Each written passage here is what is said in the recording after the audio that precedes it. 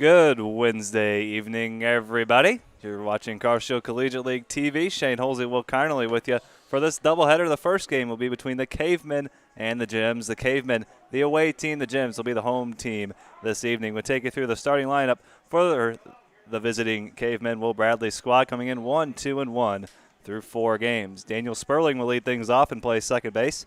Colin Turnbow is at shortstop. He'll hit second. A new addition, Seth Halverson, is in center field. He'll hit third. Luke Mann will be the designated hitter this evening. He'll hit fourth. Connor Kiffer, the third baseman, will hit fifth. Zach Floyd, the right fielder, will hit sixth. Caden Deal, the left fielder, will hit seventh. Brendan Kloss is at first base. He hits eighth. And rounding out the order behind the plate is the catcher, Nick Rose. So Sperling, Turnbow, Halverson, Mann, Kiffer, Floyd, Deal, Kloss, and Rose. And they will go to work against the right-hander out of Missouri Baptist, Josh Stieglitz, making his third start on this Carshill Collegiate League season. 4 2/3 so far for him, a 1.29 ERA and 4 2/3 innings of work. Couple of starts. His last time out was very solid, 1 2/3 innings, 2 hits, no runs, and 3 strikeouts for the right-hander out of Peoria, Arizona, and Missouri Baptist.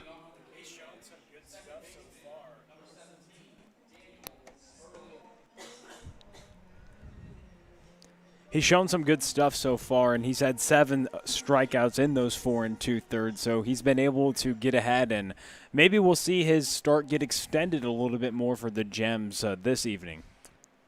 That last game was on Monday against the Falcons, as the first pitch of the night to Danny Sperling is taken low, and we're underway from Carshield Field.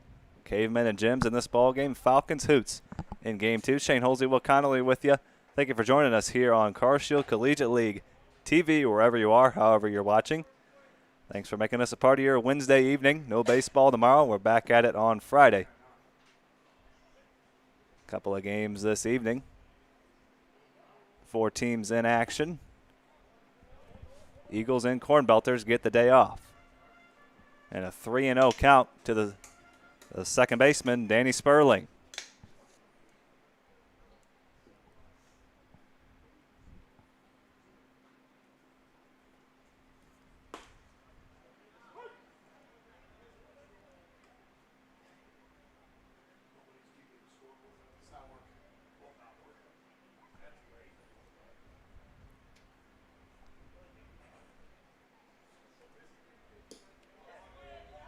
Sperling offered that one. That runs the count full to 3-2 to the left-handed hitting second baseman.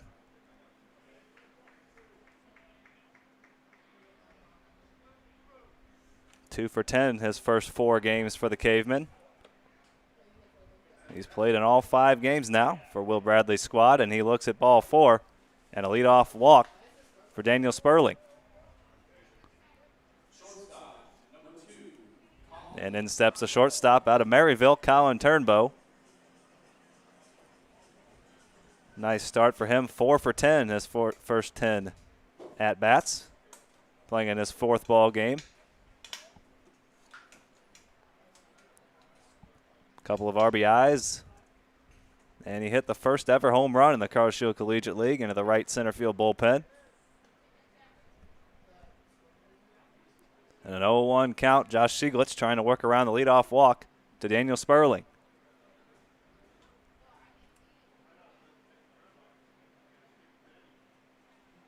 The 0-1.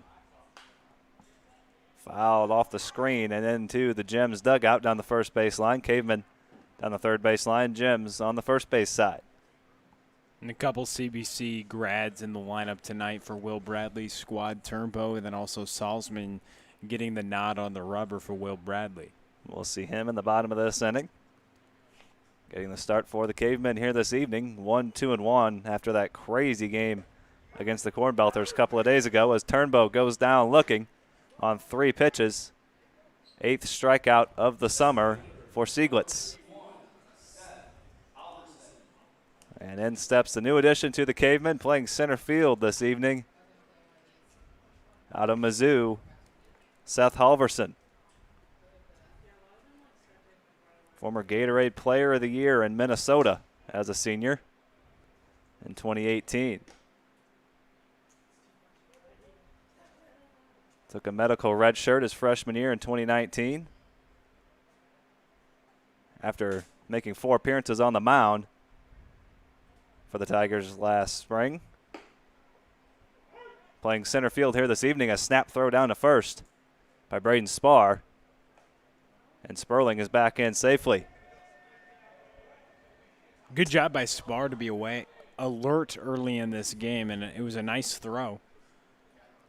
Trying to catch Sperling napping over there at first. Pretty good lead for him over at first. Takes another half step, and the 1-1 to Halverson misses down low. Halverson, a former 30th round MLB draft pick of the Minnesota Twins out of high school. Here in a 2-1 count against Josh Stieglitz. Breaking ball is hit into right center. That's going to get down for extra bases and go all the way to the wall. And Sperling will come around to score, it looks like, and Halverson's trying for third. The throw hits him and caroms into the Cavemen dugout. And that'll be a 2-0 Cavemen lead, so give Halverson a triple, and then the error on the throw, and Halverson scores to make it 2-0. RBI triple, and Halverson scores on the error.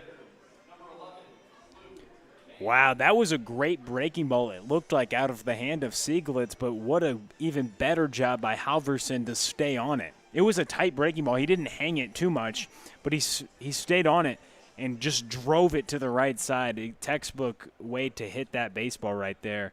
And maybe not the spot Stieglitz wanted, but it still had good action on it, and those balls are still tough to hit. But he just stayed on top of it, and Halverson stayed on it, kept his weight back, and just drove it the other way for a triple, and then eventually coming around to score on the air. Great start for Will Bradley's squad, who needs it. That ball just kept carrying out to right center. Thought it maybe had a chance for a second as the one hopped off the wall and over the center fielder, Jack Rigoni. Took a big hop off the turf and off the wall, and Halverson was going to have 3, and then the throw hit him and caromed into the Cavemen dugout. So he gets another base, and he comes across to score. And the first 2 have scored for the Cavemen, and now he hands it off to another Mizzou Tiger, Luke Mann. Hitting in a 1-2 count.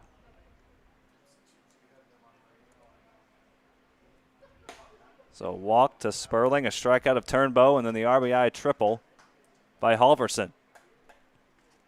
Mann's had a great start to this league, 6 for 9 to start things off, leading the team in hits, hitting .667 with a home run as well. An absolute shot to left center as he swings and misses. Second strikeout for Stieglitz. Yeah, that was impressive when he took that ball the other way as well. You think about with a wood bat going opposite field like that, it was impressive to see the mammoth of a home run that he hit the other night. We know he's got big power, and we can drive a ball the opposite field to clear the bleachers out there in left field, just left of that light tower out there as Connor Kiffer ropes a single over the shortstop Lane Barrymore and on in to center field for a base hit.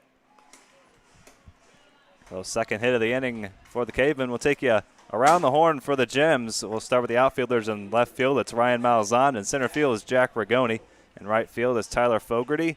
At third is Kyle Franklin. At short is Lane Barrymore. At second is Josh Gibson. Tommy Woods is at first, and Braden Spar behind the plate catching Josh Stieglitz. So a 2-out single for Connor Kiffer, and that brings in the 6th place hitter and right fielder Zach Floyd. He's first pitch swinging. He chops that to Barrymore. He tosses over to Gibson for out number 3, but an RBI triple for Seth Halverson, and he scores on the error. And we head to the bottom of the first rather. Gems coming to bat. Cavemen lead it 2-0.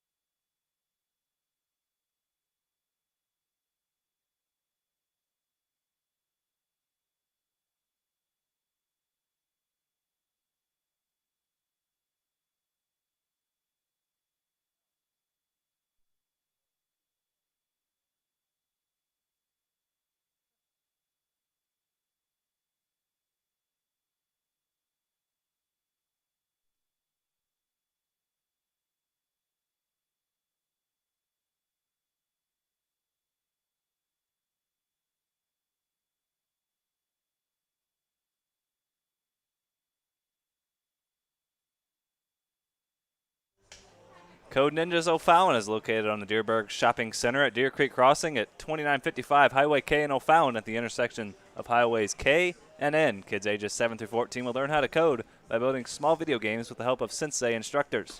They will start at white belt and go all the way to black belt. Come in today for a free 30-minute session and try it out. Kids have fun and parents see results. Head to codeninjas.com/mo-o'fallon or call 636-851-9634 to get started. That's codeninjas.com/mo-o'fallon or 636-851-9634. Code Ninjas O'Fallon. Kids have fun and parents see results. Gems coming to bat, facing a 2-0 deficit, would take you through their order. Josh Gibson will lead things off. He'll be followed by Jack Rigoni. Tyler Fogarty hits third. Tommy Woods hitting fourth. Lane Barrymore hitting fifth. Braden Spar hitting sixth. Ryan Malzahn hits seventh. The designated hitter Nick Wilkie hits eighth. And Kyle Franklin will be the ninth place hitter.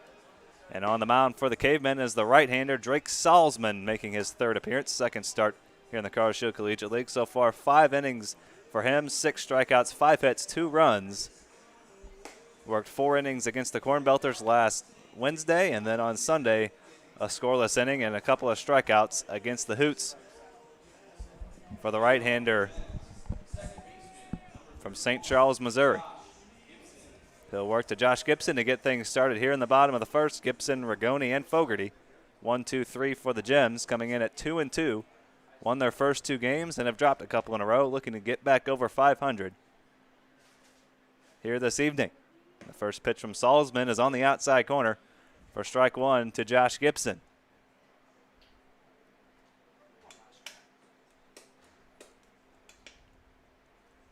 Gibson playing second. We've seen him at short, seen him at second as he rips that one down the left field line, and that will get down fair and hop over the wall for a leadoff double for Josh Gibson.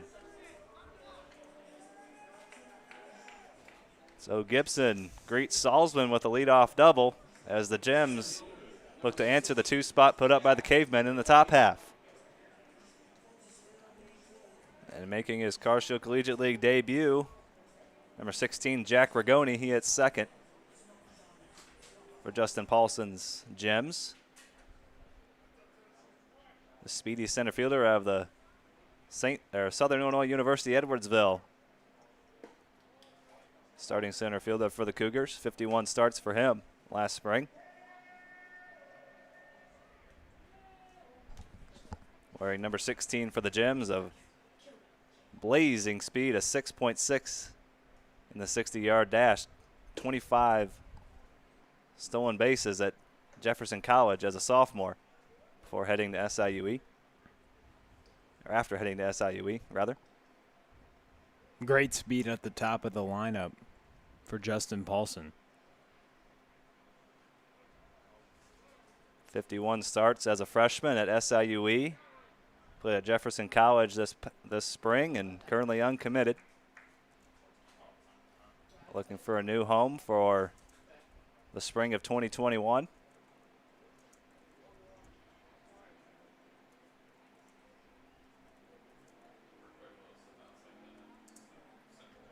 The 1-1 from Salzman is ripped into right field for a base hit. And Gibson will hold at third. And runners will be at the corners with nobody out for the SLU Billiken, Tyler Fogarty.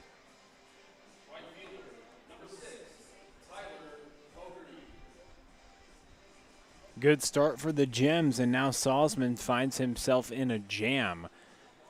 As the away pitcher, you come out with a 2-0 lead, but now you try to preserve that lead with 2 runners on and nobody out. Trying to work out of this first inning jam and keep this Cavemen lead. They put up a couple in the top half, and now the Gems threatening here in the bottom half. Great breaking ball right there to get over strike 1. Tyler Fogarty playing right field this evening for the Gems. Hitting third in the lineup. Chaminade graduate. Sat out this spring at SLU after transferring from Notre Dame in January. Another good breaking ball there from Salzman. And he's got Fogarty right where he wants him at 0-2. 2 great breaking balls to lead off this at-bat. Fogarty 4 for 11 in his first 4 games here in the Car Shield Collegiate League. Homer and a couple driven in. Long look by Salzman, the 0-2. Another breaking ball. That one just a little bit outside.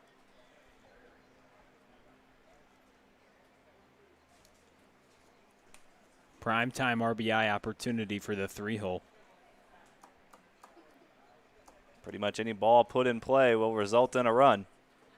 The 1-2, swing and a miss. Big strikeout there for Salzman. Now a double play can get him out of the inning. Really good job by Salzman to bear down. He knew Fogarty, how dangerous he's been, and what he's been able to showcase his power to all fields this summer so far. And he starts him off with a couple breaking balls to get ahead, and then he had his way to finish him off.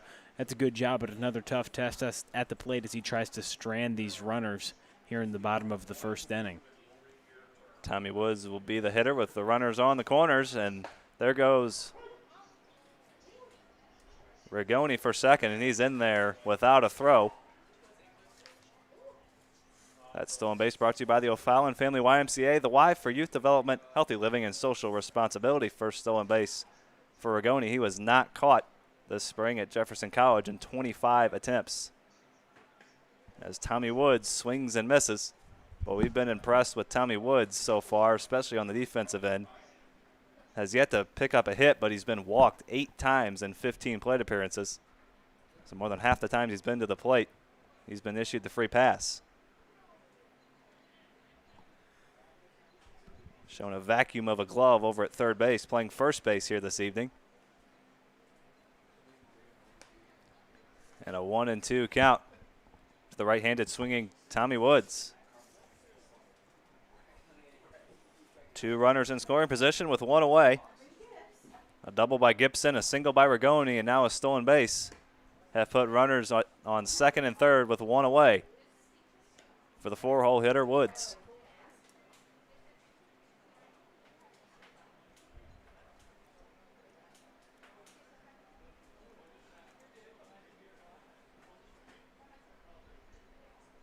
Salzman sets for the 2-2. Hit to the second baseman. That'll bring in a run. Sperling on to first for out and eye for Tommy Woods. And that cuts the deficit in half to 2-1. Second RBI for Woods. And 4 hits here in the bottom of the first for the Gems. And they have Salzman on the ropes here with 2 away. Back-to-back hits on back-to-back pitches too, Shane. As Spar just took that one the other way. The fastball was running inside, kind of got on his hands, but he did a good job to stay on it and still drive it to right field. Great approach there by Spar early in the count. As the left fielder, Ryan Malzahn, looks at a called strike. 0-1. Hitting 7th in the order here this evening.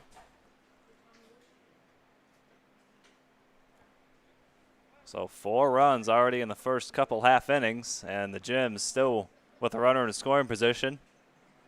Back-to-back hits by Barrymore and Spar. And the Gems still threatening. Go ahead run out there at second.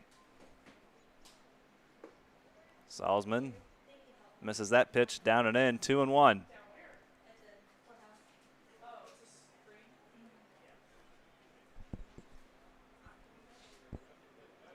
Will Bradley hoping his starter can get out of this inning, keep this game tied.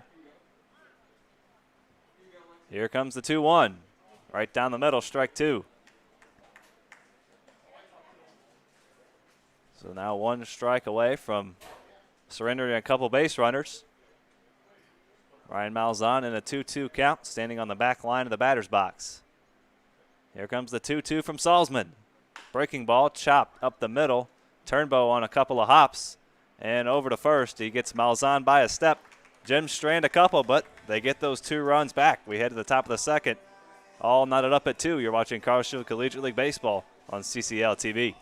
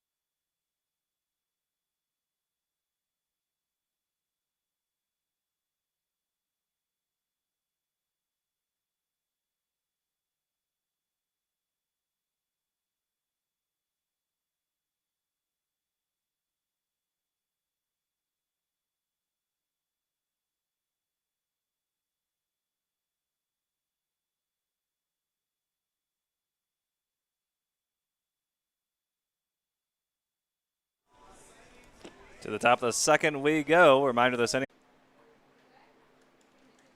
Deal so far this summer.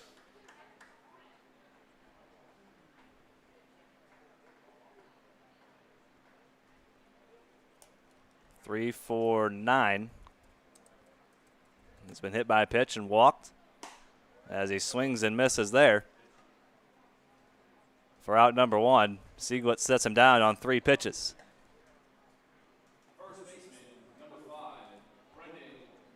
And that brings in the first baseman this evening, the 8th place hitter, Brendan Kloss, out of Harris Stowe.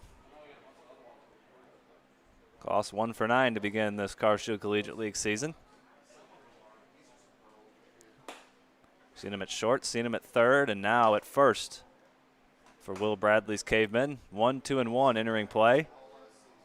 Tied the Corn Belters 5-5 on Monday.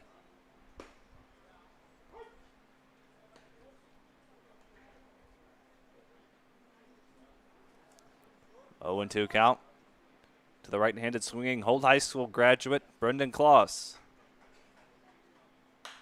Pops that one up into foul territory. Tommy Woods over near the wall, and it gets out of play.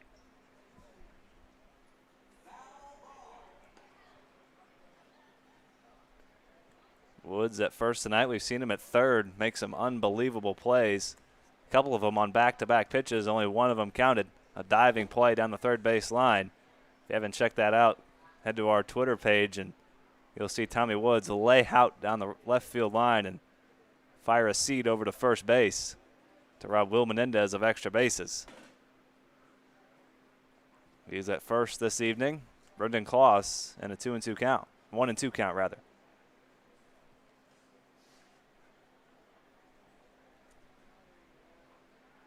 Here comes the 1-2 from Sieglitz. Outside corner, got him looking. 2 batters, 2 outs here in the top of the second, as Josh Sieglitz looks for a bounce back inning after giving up a couple of runs in the first. An RBI triple by Seth Halverson, and then a throwing error on that same play. The ball hit off Halverson, who was sliding head first into third base, and ricocheted into the third base dugout. And so he got an extra base and was allowed to come across to score. That put us at 2-0, and the Gems came back with a couple of their own in the bottom of the first. And now Nick Rose in a 2-0 count. He's behind the plate this evening, playing in his third game here. 0 for his first 5.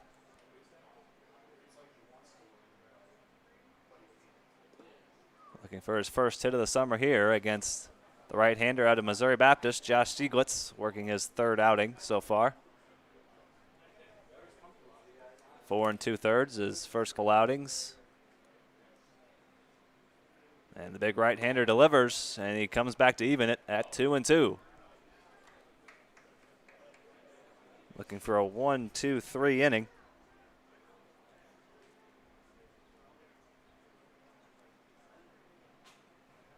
And a swing and a miss. He strikes out the side. And we head to the bottom of the second. All knotted up at 2 here on Carshield Collegiate League TV.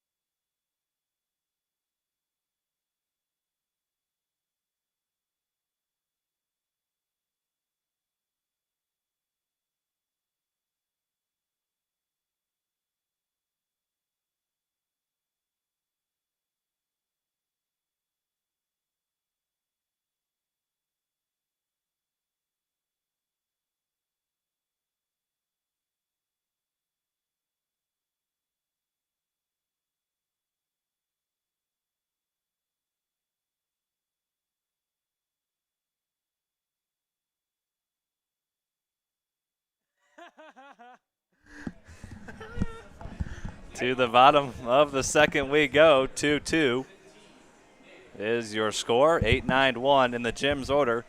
Wilkie, Franklin, and the top of the order, Gibson.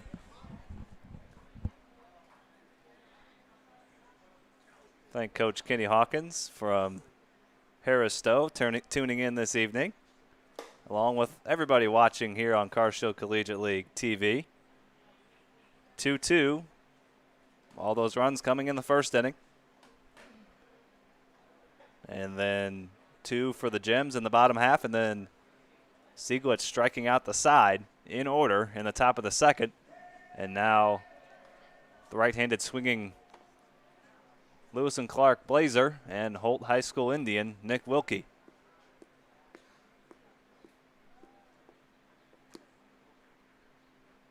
The 1-1 from Drake Salzman is chopped to short.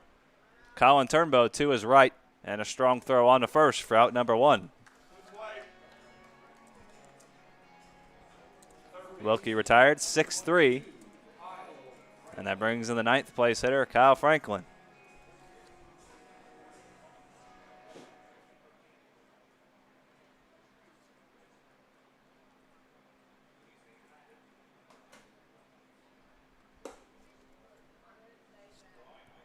The big fastball from Salzman misses up and in for ball 1.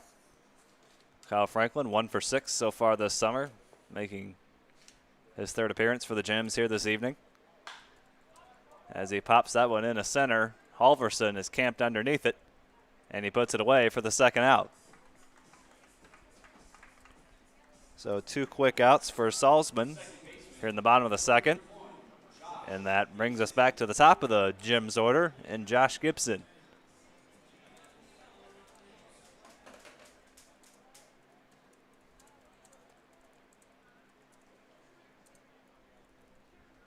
Gibson had a leadoff double in the bottom of the first as he chops the first pitch to Turnbow. He's been busy the first couple innings. A nice defensive inning there for Colin Turnbow and a 1-2-3 inning for the Cavemen.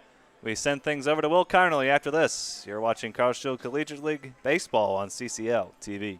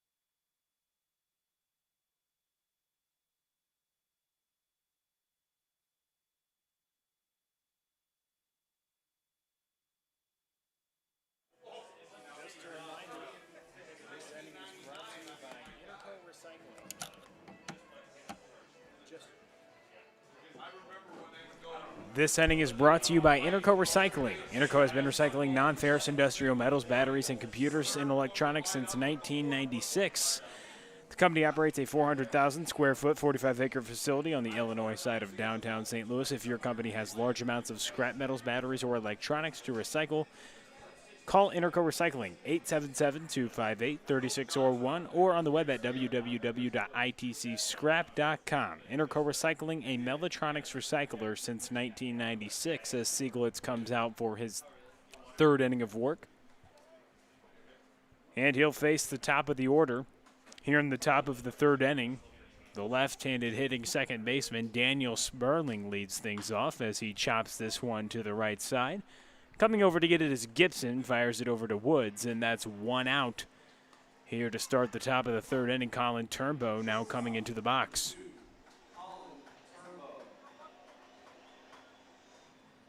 Thank everybody for joining us here on a beautiful night at CarShield Field. We're playing two tonight as the Hoots and the Falcons will be playing after the conclusion of this game. It will happen about 20 minutes after the conclusion of these games is how they've been running these doubleheader schedules in these 7-inning games, as Turnbow does go around to the first offering from Siegel. It's called for strike one.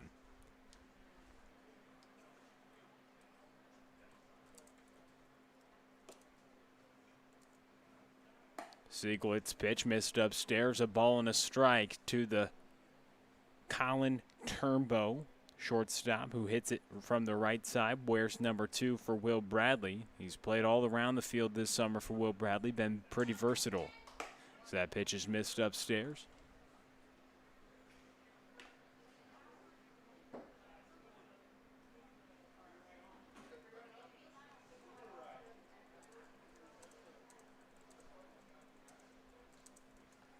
Sieglitz delivers the 2-1. This is popped up to left field. Bearmore's backtracking to get it, but Malzahn comes sliding in and it runs off his glove. But Bearmore picks it up, throws it to Gibson at second.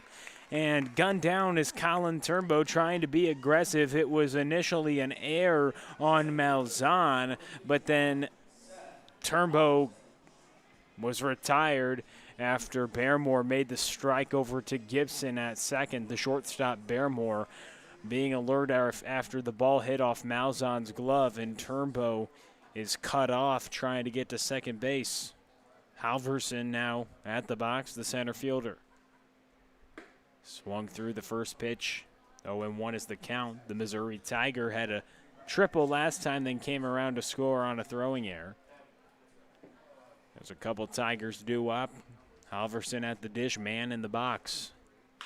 Halverson rips this one to Bearmore. Bearmore goes to backhand. It does stop it with his glove, but then had bobbled it a little bit. Not enough time to get the speedy Halverson, who reaches first base.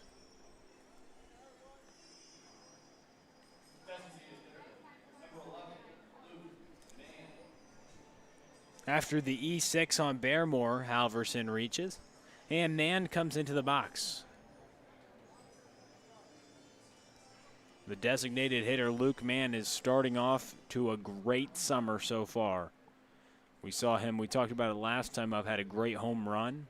Crushed it to left field, the opposite field. He's 6 for 9 coming into today, hitting .667 as the second base is swiped by Halverson. That stolen base is brought to you by the O'Fallon Family YMCA.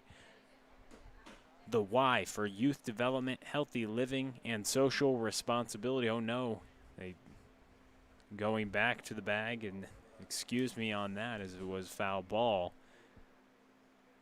So Halverson heads back, and it still will be 0-1 count.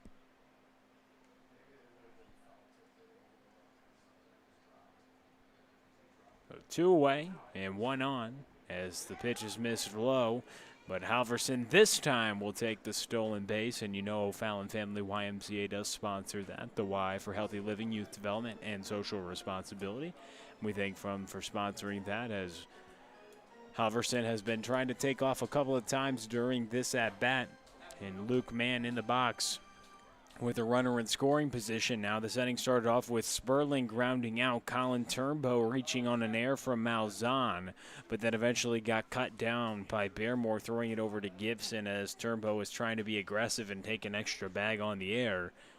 And then Halverson reached on a Bearmore error, so a couple errors this inning as Sieglitz works from the stretch with a runner on base, and Mann fouls this one out of play.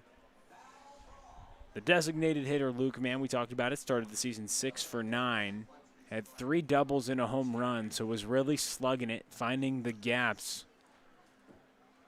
Very talented left-handed hitter. And 2-2, here's the score in the top of the 3rd inning. There's been a lot of scoring going on early on in some of these games. As we've played the last couple of days, the bat's starting to pick up to the pitching, and the pitching is pretty light for some teams as we've seen the frequency of arms come out quite a bit. Additions to pitchers being made on a consistent daily basis for a lot of these squads who want to monitor the workloads of a lot of these arms. The Cavemen plated 2 runs on the top of the first. The Gems responded with 2 in the bottom frame. Both teams were held scoreless in the second, and now here in the top of the third with 2 away. Man hits with a runner in scoring position, but swings through that pitch. He thought he had the foul tip, but it's a strike 3. So we send it to the bottom of the third. You're watching CarShield Collegiate League TV. 2-2 is your score.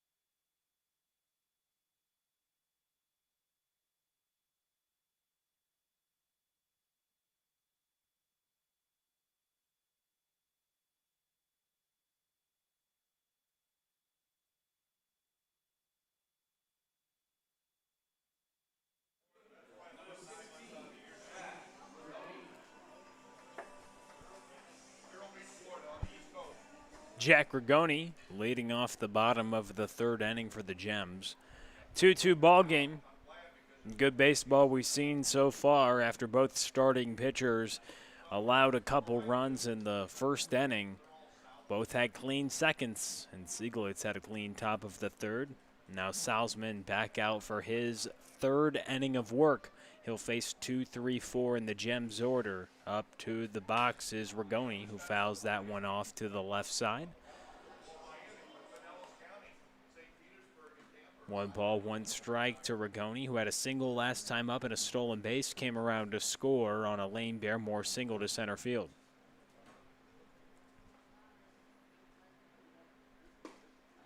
Nice pitch by Salzman, who finds the inside corner, so now a ball and 2 strikes to Rigoni. The SIUE outfielder Rigoni has great speed, as we talked about, but goes down swinging on that one as they throw it around the horn. As Rigoni is retired on strikes from Salzman, Salzman will now face Tyler Fogarty, who he struck out last time. Salzman with 2 strikeouts on the day, and the Fogarty strikeout was a key one after Gibson had a double, Rigoni had a single, and Fogarty came up with a couple runners on the corners and nobody out, and he had a key strikeout of Fogarty. But now that pitch hits Fogarty, and he'll get on first base, so the hit by pitch allows Fogarty to get on, and that brings up Tommy Woods to the plate.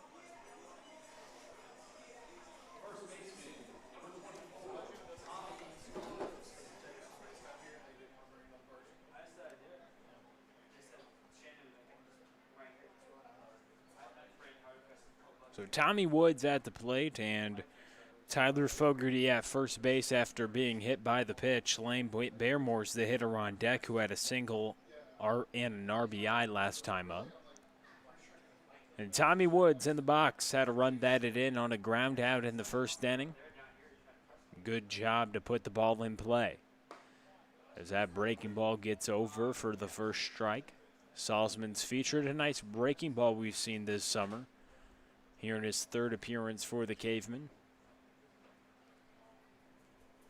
Sieglitz making his third start for the Gems as Salzman comes set and throws another nice breaking ball. This time Tommy Woods swings through it. So now no balls and 2 strikes One aboard and one away.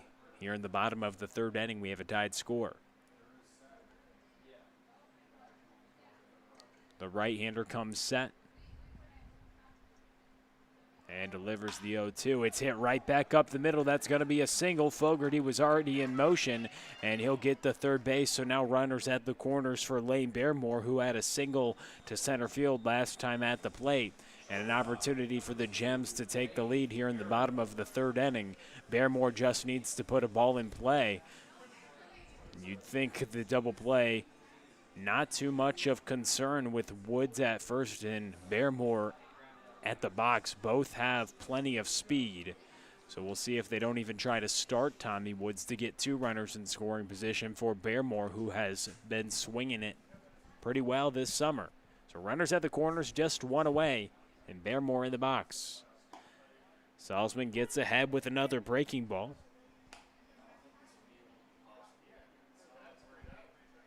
And the shortstop, Lane Baremore, had the RBI single back in the first inning. And fouls this one away, got tied up on the fastball, fouling it straight back. Now in an 0-2 count, we'll see what Baremore can do against the CBC graduate, Drake Salzman. The right-hander comes set, checks his signs, and Woods is taking off for second. He'll cruise into second base standing up. No throw was needed by the catcher, Nick Rose, as the breaking ball missed low. No chance to get Tommy Woods, and that stolen base is brought to you by the O'Fallon Family YMCA.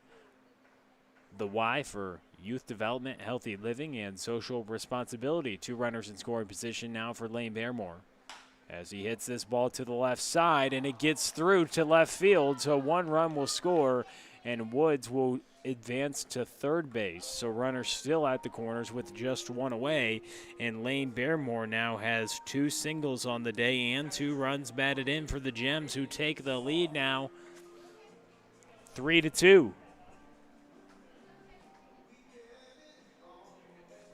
So the inning started off with the strikeout swinging of Jack Rigoni, but a hit by pitch on the first offering to Tyler Fogarty.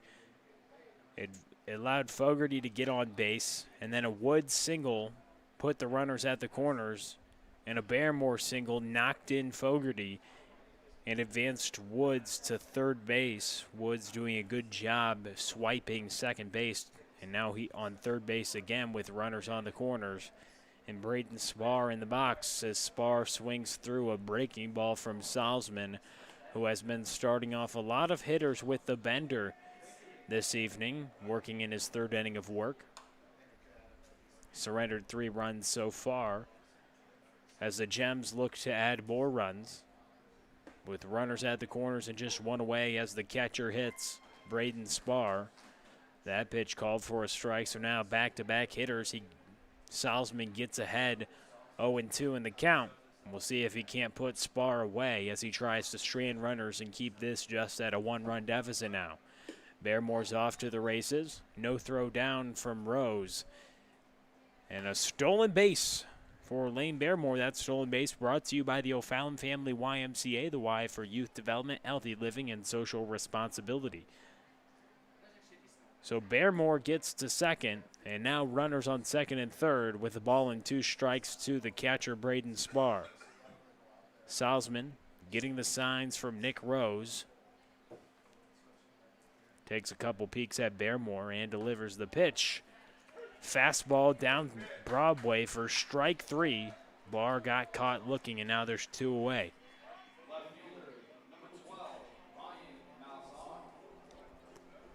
Ryan Malzahn, the left fielder, will come up with 2 outs and 2 on, both in scoring position, as Salzman tries to strand a pair of runners. This one's hit to left, and it could be 2 runs. It goes to Caden Deal. Deal doesn't even make the throw in, as it's 2 runs easily for the Gems.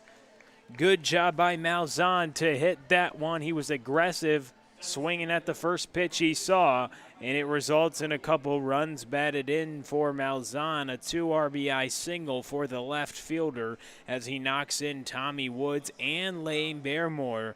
So 2 outs have been strikeouts, but other than that, it's been a hit by pitch and 3 singles this inning. As the Gems have 6 hits already, this ball's hit to the right side, and coming in to catch it is Brennan Claus. So the inning finally over, but not after 3 more runs are tacked on. You're watching CarShield Collegiate League TV.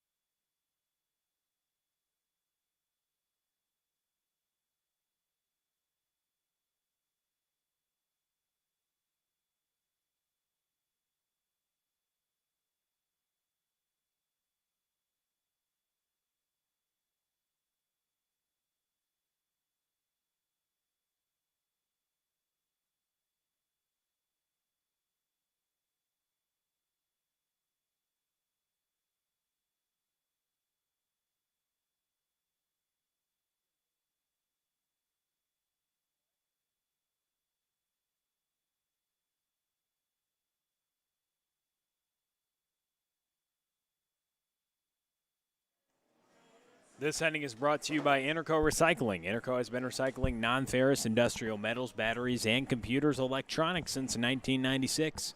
The company operates a 400,000 square foot, 45-acre facility on the Illinois side of downtown St. Louis. If your company has large amounts of scrap metals, batteries, or electronics to recycle, call Interco Recycling at 1-877-258-3601 or on the web at www.itcscrap.com. Interco Recycling, a Mellatronics recycler since 1996, as Sieglitz comes out here for the 4th inning as the first pitch is missed low. Thank you for joining us here on a beautiful evening. The CarShield Collegiate League, it's been great so far as we sit here on the 8th day of July. All started on the 1st as that ball's hit to the left side, ripped by Connor Kiffer. Didn't even have enough time to introduce him as he's swinging on the second pitch.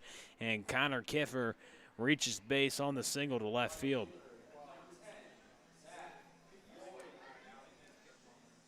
A 5-2 lead for the Gems. Cavemen start off the top of the 4th inning with a base knock, and we'll see if they can scrap away at their 3-run deficit against the right-hander Sieglitz, who's out for his 4th inning of work here in his 3rd start of the CarShield Collegiate League. Sieglitz steps off and takes a look at Connor Kiffer, who was bouncing off first base. Sieglitz comes set.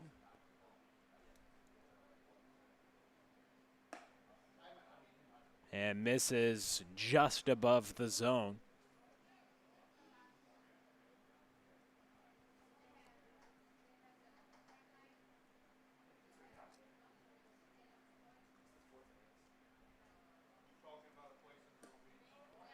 Two balls and no strikes to Zach Floyd, the right fielder. Very close in the standings so far here in the CarShield Collegiate League. 5 teams have 2 wins, and the Cavemen are 1-2-1. So each team just separated by a game.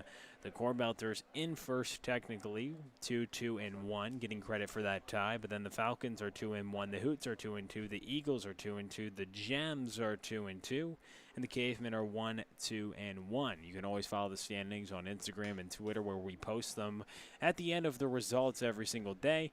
And make sure to follow those accounts either way so you can get all the updates about the CarShield Collegiate League on Instagram. Of course, subscribe to YouTube so you know when we go live. And also the Twitters, Facebook, Instagram pages to get updates about player rosters, schedules, and And also, FallonHoots.com/schedule, you can see the complete Car Shield Collegiate League schedule. I know we've got questions about that as Floyd has hit by the pitch and will take first base. So now runners on first and second for Caden Deal, the left fielder who struck out last time in the second inning when Sieglitz looked really good. He struck out the side in the second inning.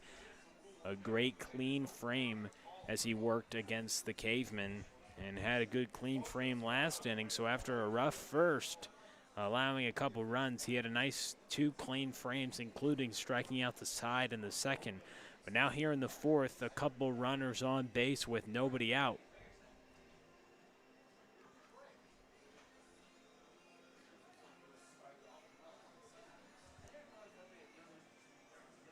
This will give time for the reliever in the bullpen to get hot, as Justin Paulson has a word with his right-hander Sieglitz, and Braden Spar in the at the mound as well to talk things over as Caden Deal gets ready to step into the box. Caden Deal 3 for 9 so far this summer, has a single and 2 doubles, 4 runs batted in, 1 run scored, hitting .333 with that 3 for 9 mark, 3 hits and 9 tries. The left-hander has been impressive, showing his power to all fields with a couple doubles so far in the Car Shield Collegiate League. He's getting on base almost 50% of the time. That ball's missed outside.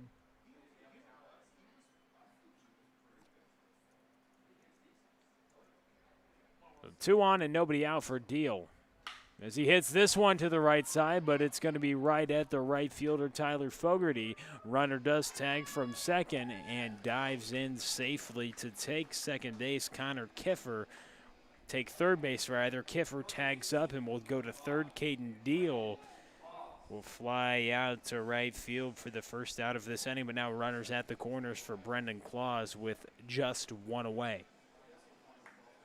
Brendan Claus got caught looking back in the second inning, last time at the plate.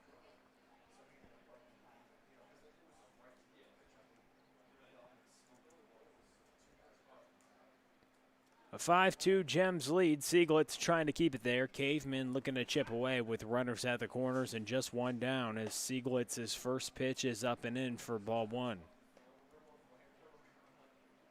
5 runs on 7 hits for the Gems, 2 runs on 4 hits for the Cavemen.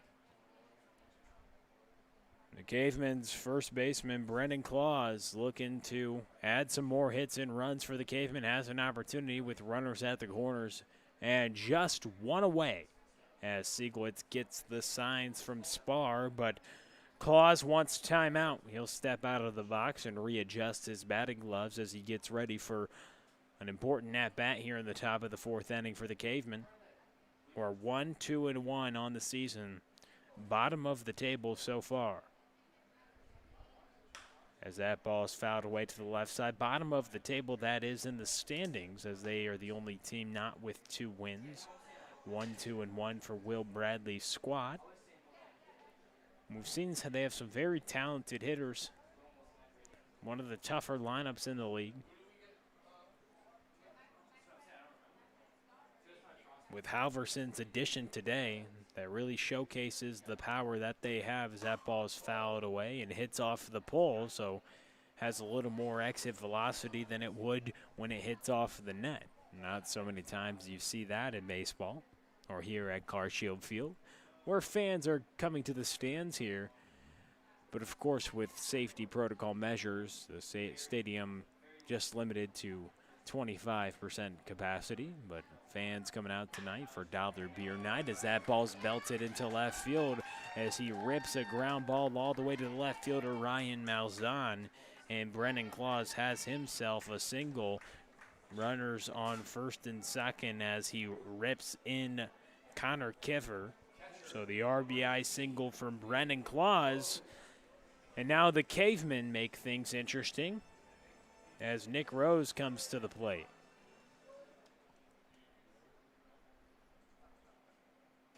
The tying run is Brendan Claus at first base, who just ripped an RBI single to cut into their 3-run deficit, now making it 2. Then RBI single to left field, driving in Connor Kiffer, who started this inning off with a single. And then Zach Floyd was hit by pitch. Deal flew out to Fogarty in right field, and then Claus had the single, which advanced Floyd to second base. And Claus is at first base. The hitter in the box is the catcher, Nick Rose. So 5-3 ball game. Gems, Sieglitz trying to strand a couple runners. We'll have to get a couple more outs to do that. Just 1 away and 2 on. Here in a 5-3 ball game, Gems lead, but Cavemen in business right now. That ball misses outside. It looks like maybe a little low. Looked good, but the umpire doesn't give it the call, so a ball and a couple strikes. As Sieglitz getting the sign from Spar with a runner on second base and Zach Floyd, and runner on first and Brennan Claus. Nick Rose hits this one up the middle. Lane Baremore makes a spectacular play and touches first base. So the inning ends like that with Lane Baremore flashing the leather, getting a double play, and getting Sieglitz out of a jam. A run is added for the Cavemen as we send it to the bottom of the 4th inning. 5-3 your score. You're watching Car Shield Collegiate League TV.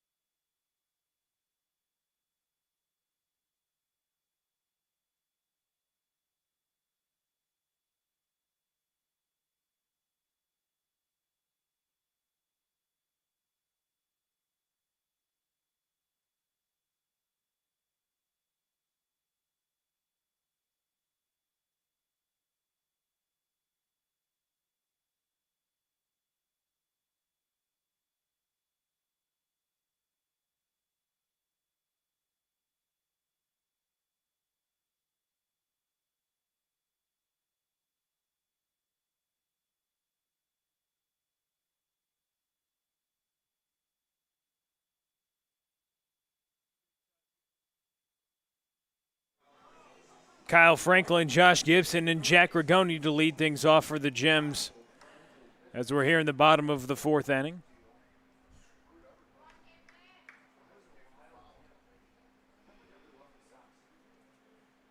First pitch missed upstairs from Salzman.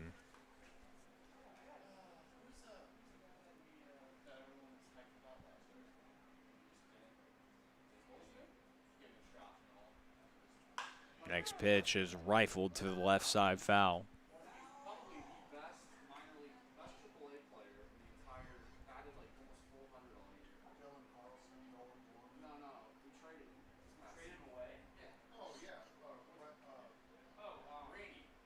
Kyle Franklin leading off here at the bottom of the 4th inning. Salzman back out for his 4th inning of work. Has surrendered 5 runs on 7 hits so far in his evening. But back out there for a 4th time. In a 5-3 ball game as that ball is fouled back to the screen by Kyle Franklin. And Kyle Franklin has been having a good summer so far. 3.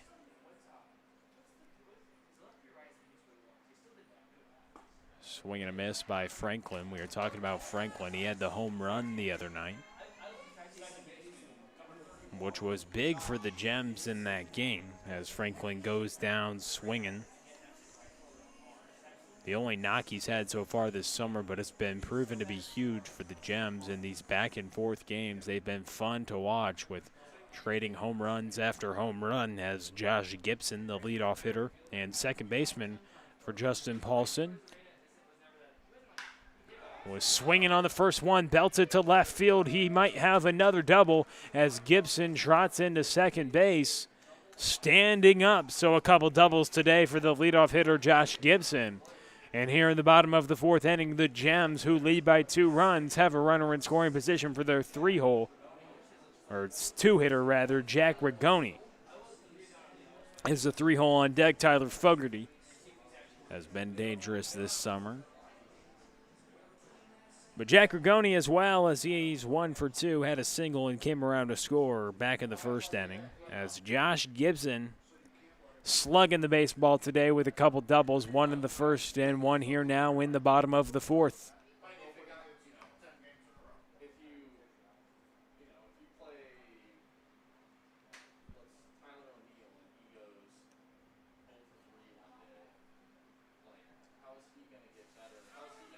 Runner takes off. Gibson thrown down to third base. Great jump by Gibson, and he swipes third after his double. That stolen base is brought to you by the O'Fallon Family YMCA. The Y for youth development, healthy living, and social responsibility.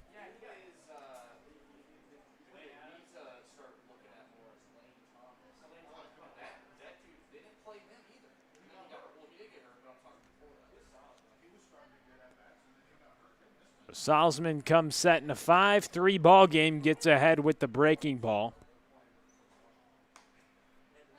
Now has 2 strikes, getting ahead of the count. A nice job by the right-hander. But all Rigoni has to do is put a ball in play to extend this Gems lead. Rung up, good breaking ball that catches the corner. So now Salzman is 1 pitch away as he strikes out his second hitter this inning. Has a tall task against Tyler Fogarty.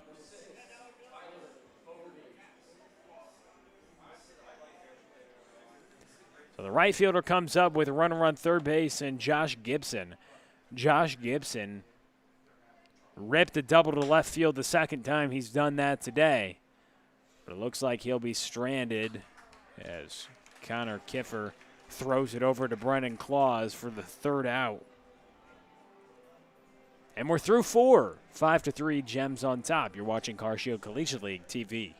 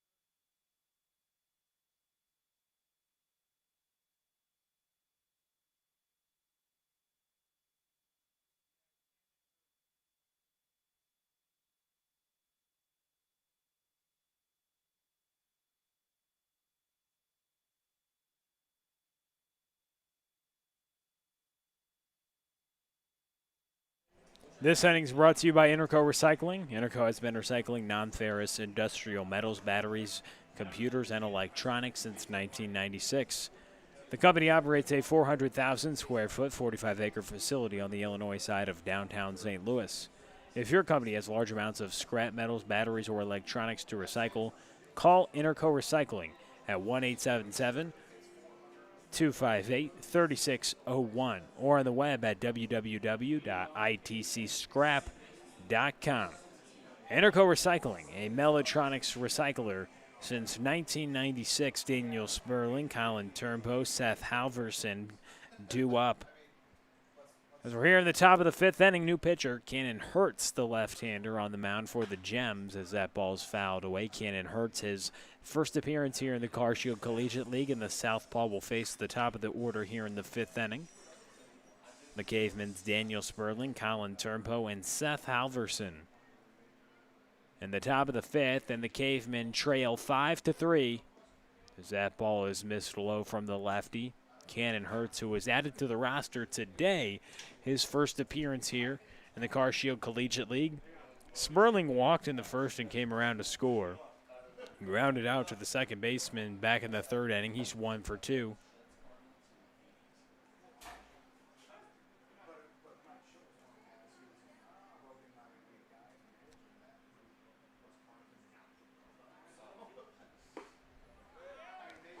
Pitch is missed low.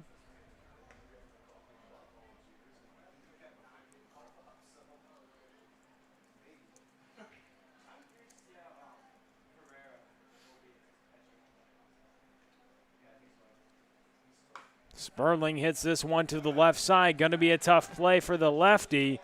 And can't get it. It works as a swinging bunt. Sperling gets on with the infield single. So Colin Turnbow, who reached on the air last time, but was cut off as he hit it to left field. It hit off Malzahn's glove. Lane Baremore, the shortstop, took the ball and threw it over to Gibson. So he safely reached first base, but tried to extend it to second base and was cut off and resulted out on the play. As a runner on first base is Sperling. As that pitch is missed upstairs, Sperling reaching on that infield single.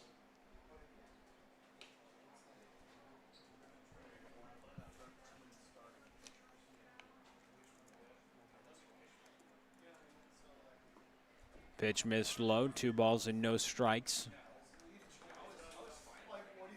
To the Maryville University infielder.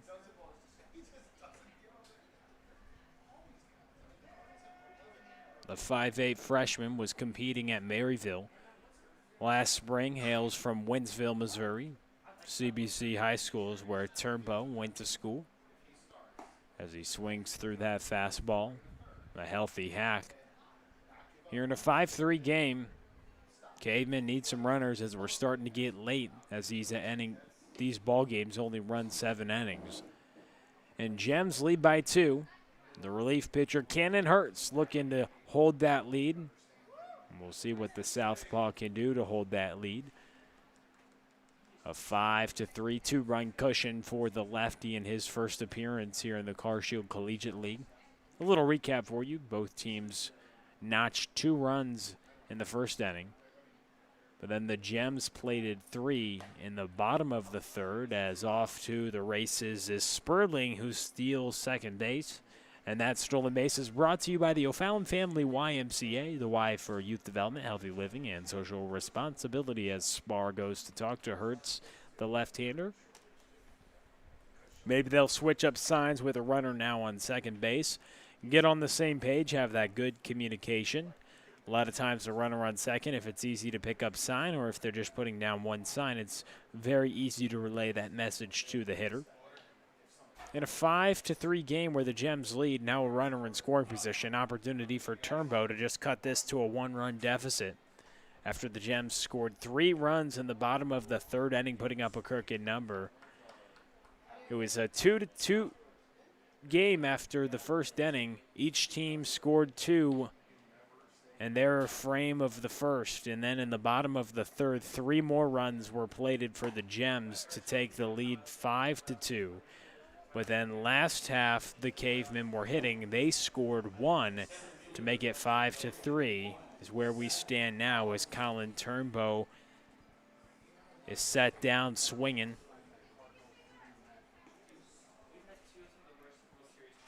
And that will bring up Seth Halverson, who had a triple to lead things off in his first at-bat here in the Car Shield Collegiate League addition to the roster today.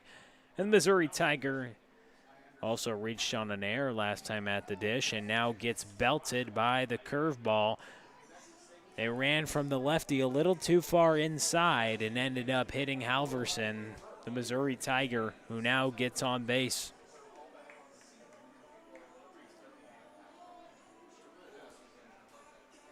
So the inning started off with Sperling's single, the infield chopper that the lefty couldn't get to. It just was hit in no man's land on the left side, worked as a swinging bunt. And then Colin Turnbow is retired swinging on strikes. Halverson gets hit by the pitch. And now Luke Mann steps into the box. Led the team coming into today with 6 hits, was 6 for 9 with a home run. A couple extra base hits as well, has really been slugging the ball here for Will Bradley. Been a mainstay in the lineup as he swings through that breaking ball from Cannon. Cannon hurts the left-hander on the mound for Justin Paulson.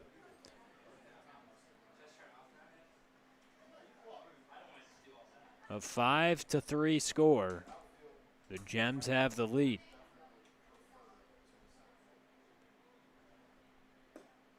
Pitch missed low. And the left-handed power hitter Luke Mann, 0 for 2 with a pair of strikeouts today, but has an opportunity with a couple runners on base.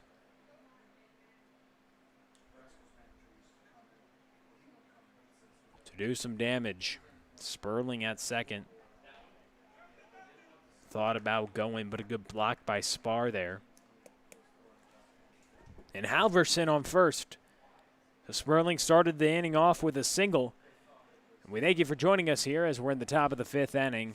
Cavemen looking to add a couple runs as Luke Mann is in the box facing off against Cannon Hurts. And a 2-ball, 2-strike count with 1 away and runners on first and second. Mann fouls this one off. We'll do it again. Cavemen trailing by a couple of runs. The runner on first, Halverson, representing the tying run in the top of the 5th inning. Back-to-back Missouri Tigers here in Will Bradley's batting order as Hurts gets the sign and delivers the pitch. Hit hard to right field. That's going to be a run. It could be 2 as Mann's going to go swipe second base. And Bradley sends home Halverson, who dives in home. A 2 RBI double for Mann. And another extra base hit for the left-handed hitting designated hitter as we're all tied up here in the 5th inning. Exciting baseball. Now Justin Paulson will make a call to the bullpen. Cannon Hurts being relieved. We'll tell you all about him when we come back next as Luke Mann ties this ball game up. You're watching CarShield Collegiate League TV.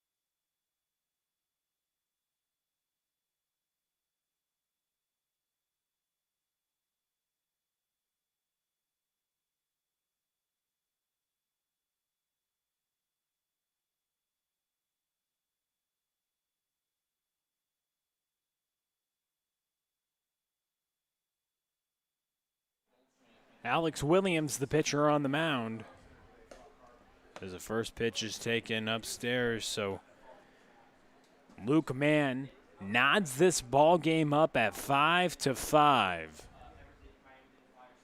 And Ritz goes a third of an inning, responsible for Mann out at second. And that ball's hit to the shortstop, Tommy Woods, coming off the bag, and he stayed on, made a nice stretch from the throw from Lane Baremore for the second out.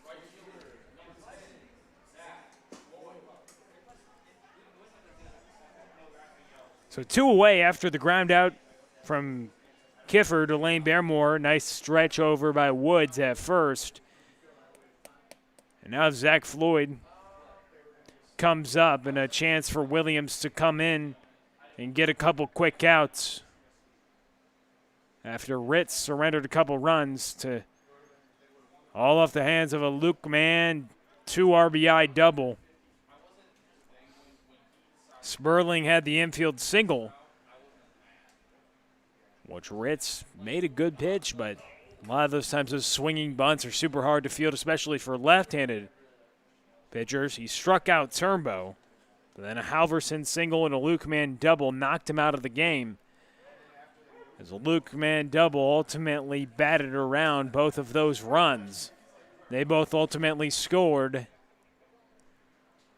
So now this ball game up at 5-5, but the go-ahead run then out at second base with a 1-1 count, 2 away to the right fielder, Zach Floyd. As Williams, the new pitcher into the ball game, throws a breaking ball that misses.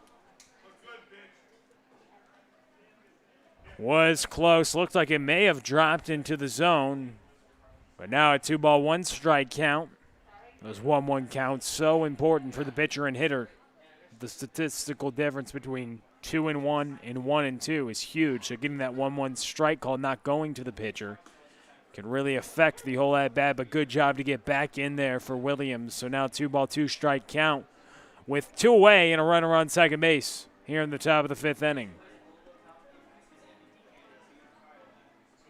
Alex Williams making his 3rd appearance.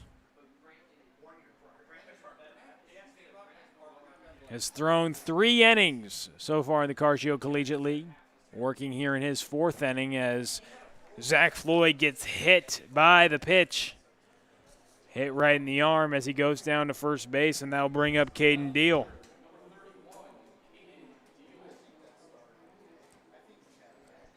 Runners on first and second, 2 on and 2 away for the left fielder, Caden Deal. As Alex Williams, here in his 3rd outing in the Carcio Collegiate League.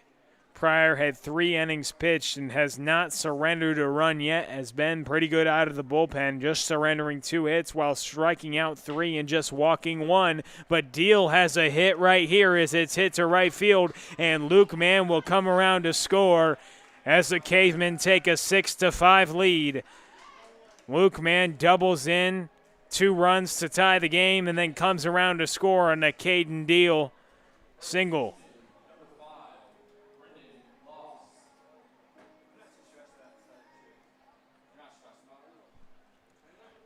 And a lot of times when you see guys doing things like Mann did, getting a 2 RBI double, then coming around to score, being the go-ahead run, you'd see a lot of the teammates congratulate you in the dugout, give you high fives. But as part of the safety protocols here in the Carcio Collegiate League, all players have the masks on in the dugout, and they keep their social distance between all of the players to maintain safety and adhere to all the safety protocols. But in the top of the 5th inning, Cavemen do score. With 2 away, they still have runners on the corners looking to add to their lead. A big top of the 5th inning for the Cavemen. They've already plated 3 runs here. 3 runs on 4 hits, and they've benefited from the hit by pitch as well. As Williams comes in, got 1 quick out. And this ball's hit up the middle. Baremore comes up on it, throws it over to Woods, and Woods came off the bag, so they call him safe. Baremore's throw took Woods up the line and tried to stretch, but the umpire saw his foot came off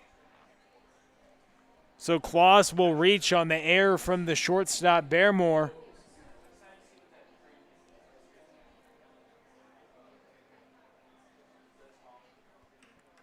And another run will come around to score. A huge top of the fifth inning for the Cavemen, as they've now have a 7-5 lead. Came into this inning trailing 5-3, but now 4 runs have given them a 2-run advantage as Nick Rose comes to the box. Nick Rose struck out back in the second, hit into a double play in the fourth. He takes that pitch low. Now 2 balls and no strikes with 2 away and 2 on.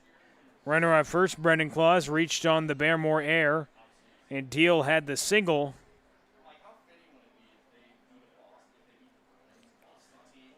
Which was the go-ahead RBI single from Deal, the runner at second base, to drive in Luke Mann, who had the 2 RBI double to nod this ball game up at 5. And the Mann was the 6th go-ahead run. And Zach Floyd, who got hit by a pitch, just scored on the air on the Brendan Claus ground ball to Barrymore, who now is on first base. So 3 balls and a strike. As Alex Williams looks to strand a couple runners and keep the Gems deficit at just 2 runs as they surrendered 4 runs here in the top of the 5th inning. A swing and a miss by Nick Rose as he goes out of the strike zone to help Williams out. Now a 3-ball, 2-strike count with 2 away and runners on first and second. Williams comes set, the payoff pitch. Swing and a miss from Rose. But not before the Cavemen explode for 4 runs and take a 7-5 lead. We send it to the bottom of the 5th next on Carshield Collegiate League TV.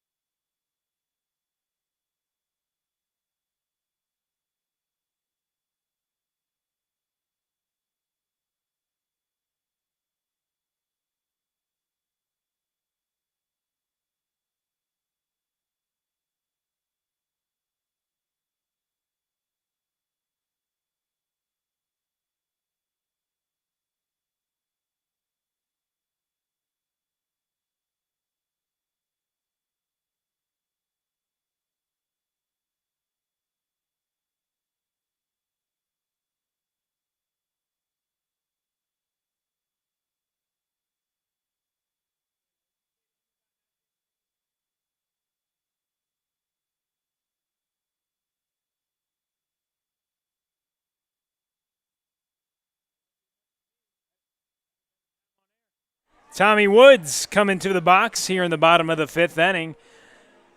The Gems trail by a couple runs after surrendering a crooked number last half. They surrendered 4 runs in the top of the 5th, but now Tommy Woods. It's a foul ball as it goes behind Tommy Woods, but hits his bat. So an interesting way to get ahead to start the bottom of the 5th inning for Salzman, who's out for the 5th inning. We haven't seen that much from starting pitchers early on in the Carshield Collegiate League. A lot of the pitchers' arms need to work back up to get out to those 5-6 innings that starters go. But Salzman back out there for the 5th, and if he can get 3 outs, we could see a starting pitcher get a victory, something we haven't seen yet in the Carshield Collegiate League. Need to go 5 innings to get that victory in the statistic column. But his team with a 7-5 lead. And the 0-2 pitch The breaking ball misses outside. A pitcher is getting warm in the bullpen, so likely the last inning for Salzman. There's a breaking ball is hit away. You'd almost guarantee it'd be the last inning for Salzman. Working here into the 5th inning, and potentially if there's any trouble, Will Bradley would make the call to the bullpen this inning, as the relief pitcher is already having the catcher get down in the bullpen. There's a pitch missed low and away. A ball and two balls and 2 strikes to Tommy Woods. Lane Barrymore on deck. As the Gems trail by 2 runs, it was Luke Mann who had a 2 RBI double to tie the game at 5, and then Caden Deal knocked him in. And the Cavemen took a 6-5 lead. As Tommy Woods brings it back into the box for 3 balls and 2 strikes. As Drake Salzman here working in his 5th inning. Looks to retire the first hitter here in the bottom of the 5th. His team up by 2 runs. A little confusion out here.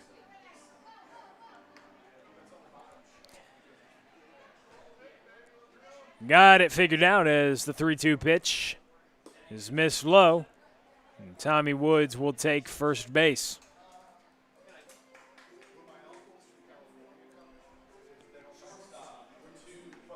And they'll make the call to the bullpen. It looks like Will Bradley walking out to the mound to have a word with Salzman. But it looks like he might be taking the ball from him as well. We'll see what they're doing. And stay with you here until they have a decision, but Tommy Woods reaches on the free pass.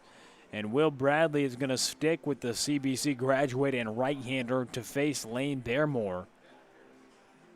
He steps into the box, but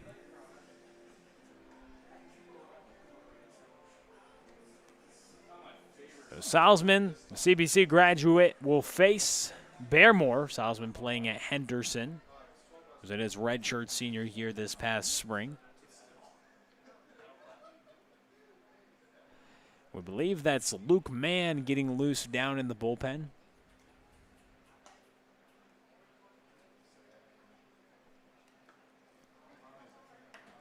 And likely, of course, if Will Bradley makes another trek out to the mound, obviously that one would be the call to the bullpen. But we will see and keep an eye on any situation or bullpen activity happening.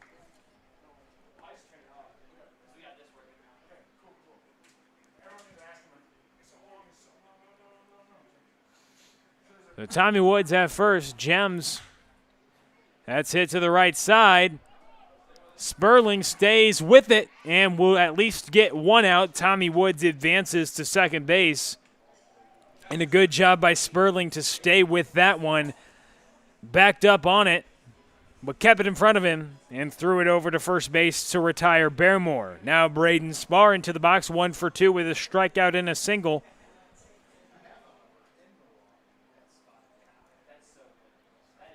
So Tommy Woods started the inning off with a walk as Drake Salzman working here in his 5th inning. That warranted a mound visit from manager of the Cavemen, Will Bradley. But Salzman then retires the next hitter, Barrymore, now facing Braden Spar, the catcher. As Mann is getting hot down in the bullpen. Swing and a miss by Spar. Luke Mann was the designated hitter this evening. But now the right-hander is getting hot in the pen.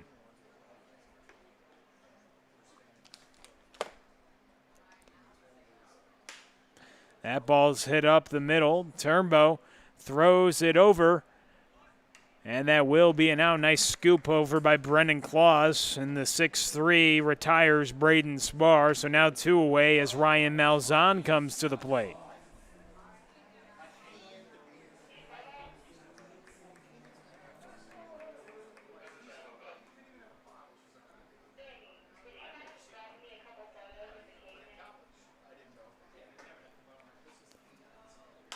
That ball's hit up to right field, but Zach Floyd is under it. Salzman's worked through 5, is the pitcher of record.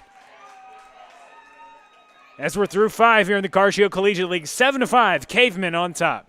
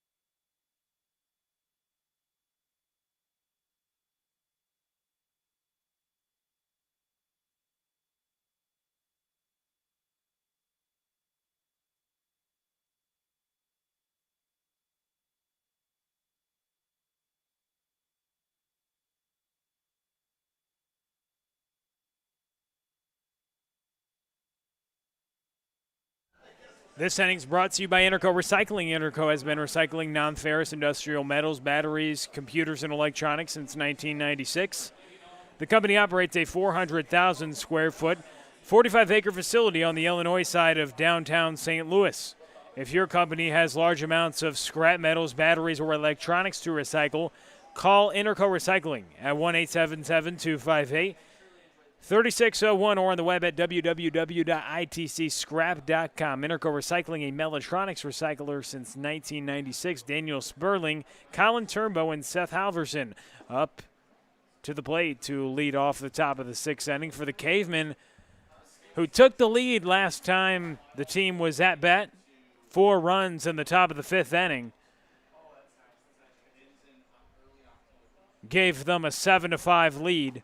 It was Luke Mann who had the 2 RBI double to tie the game at 5-5, and Caden Deal on a single to knock in Mann gave the Cavemen the lead. So 7-5 here in the top of the 6th. Williams came in last inning, now here in his first full inning of work as that ball's fouled away. Came in and got a couple outs last inning as Ritz was pulled after getting one. After allowing the double, Paulson went to the bullpen to Williams. Here in his 3rd appearance in the Carcio Collegiate League this summer. Sperling has reached base a couple times tonight and has scored twice as this ball's hit to the right side. Josh Gibson fields it, throws it over to Woods. And that'll be the first out here in the top of the 6th inning after Sperling grounds out to the second baseman, Josh Gibson.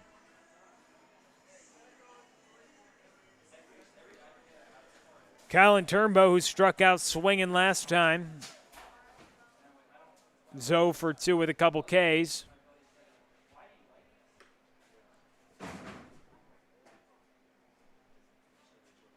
Hits this one up the middle. Gibson makes a nice play, has been active here in the top of the 6th.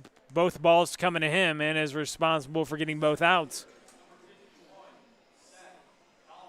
A nice play to flash the leather over there by the second baseman, Josh Gibson.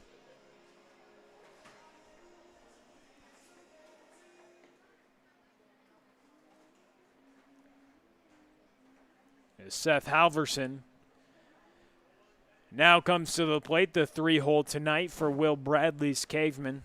As that ball's missed low, the Cavemen with a 7-5 lead after scoring 4 runs in the top of the 5th inning. Here in the top of the 6th, Alex Williams works in his first full inning of work. Came in and got a couple outs last inning as the right-hander delivers the 1-0 pitch. Called for a strike right on the corner to the Mizzou outfielder. Also has a very strong arm, can reach high velocities off the mound as well, and we saw during in and out, made some really nice throws, has a very strong arm. That's another strike called on the corner, so a ball and 2 strikes with 2 outs as Alex Williams' first 2 hitters hit the ball to the second baseman, Josh Gibson, to get a couple outs. Now we're trying to retire the side in order with a couple strikes on Halverson, but that pitch is missed low. Thank you for joining us here at CarShield Field this summer and on YouTube so far in the CarShield Collegiate League. Been some great baseball games, some great players in this league, a couple minor league players, many top Division I level players in this league. So come out if you can ever come out and see some baseball here at CarShield Field, but we'll always have the stream for you here on YouTube, and you can always chat with us in the chat on YouTube as well to ask us any questions. We can notify you about any changes or any player updates as we plan to release a new schedule tomorrow. We've made about 10 to 12 accusations, or transactions rather, since the release of the schedule a few days ago. Roster's very fluid, as you know, here in the CarShield Collegiate League, and in a unique situation here this summer as Halverson, who was an addition today, reaches on the free pass to first base, and Luke Mann will now come to the box, who last time up had that 2 RBI double to tie the game. And it was a nice job by Mann after striking out his first 2 times up. Knocks around a 2 RBI double and then came around to score the go-ahead run as well on a Caden Deal single. As Halverson motors into second base, no throw from Braden Spar. As that stolen base is brought to you by the O'Fallon Family YMCA. The Y for Youth Development, Healthy Living, and Social Responsibility. Thank the YMCA, the O'Fallon Family YMCA, for sponsoring the stolen base during all CarShield Collegiate League games. That pitch is missed low. If you want to get involved with a sponsorship, email carshieldcollegiateleaguetv@gmail.com. We'd love to cater to any of your needs and help you be involved with the broadcast and support the CarShield Collegiate League during their efforts to provide you baseball this summer, all summer long. That pitch is missed low. A lot of baseball going around, 6 teams, a ton of top talent, former local products, local draft picks, SEC top players, many minor league players as well. Some great mixture of guys competing here this summer at CarShield Field on the beautiful turf here in O'Fallon. As Halverson was out there getting a huge secondary lead, was almost at third base before the pitch was even released with his big secondary lead, just kind of timing up the looks of the right-hander Williams as that foul ball makes Halverson go back. He's been jumpy on the base paths tonight. Been trying to swipe the bags, it seems like, every time he gets on base. As Barrymore now will keep an eye on him. Williams gives him a look and delivers the pitch. That ball's hit to right field, and it's going to be way gone, way over. Luke Mann with another bomb, tied the game with a double, and hits it way over the visiting clubhouse as the left-hander belts a 2-run blast. And Luke Mann having a great start to this summer as he rips a 2-run home run. The designated hitter hitting it way over the visiting clubhouse, an absolute bomb.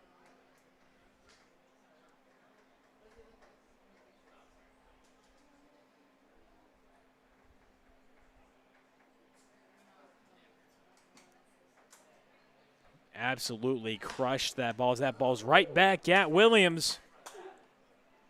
And Williams will retire the side.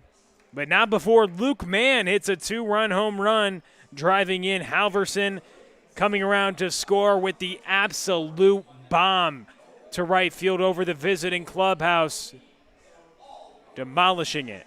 9-5 the score as we send to the bottom of the 6th inning.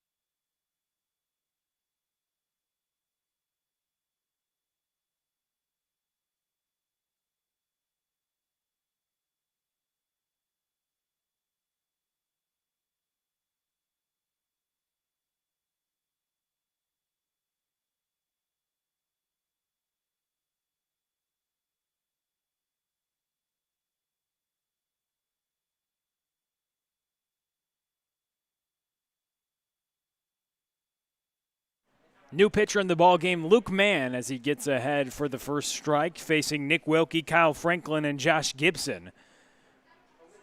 So after having a 2 RBI double to tie the game and then extend the lead last half with a 2-run bomb, he now heads to the mound, and we'll see what the right-hander can do.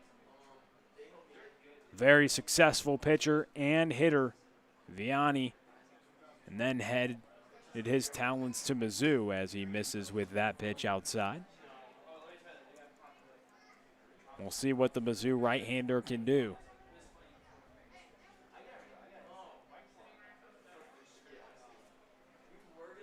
And then the player of the game for sure so far for the Cavemen, as that pitch is missed upstairs. Just competing last season in his redshirt freshman year. Like we said, went to Vianney here in St. Louis, Missouri.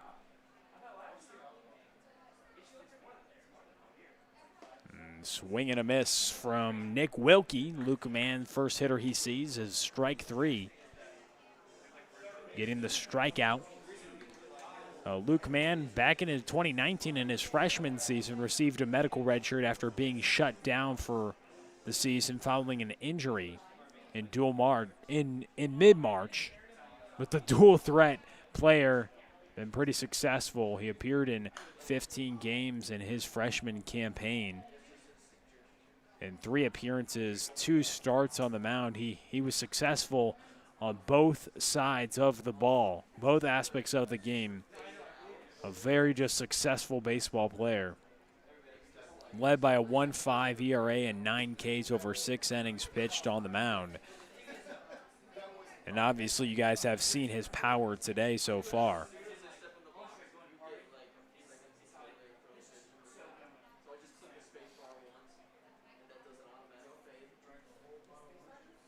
Swing and a miss, so Luke Mann retires the first 2 hitters he sees on the swinging strikeout.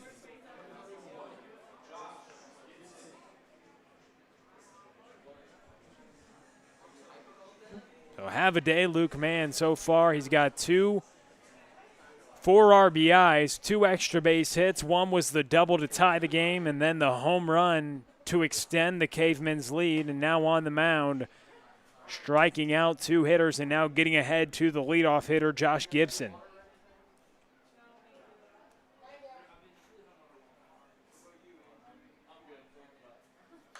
That ball's fouled away.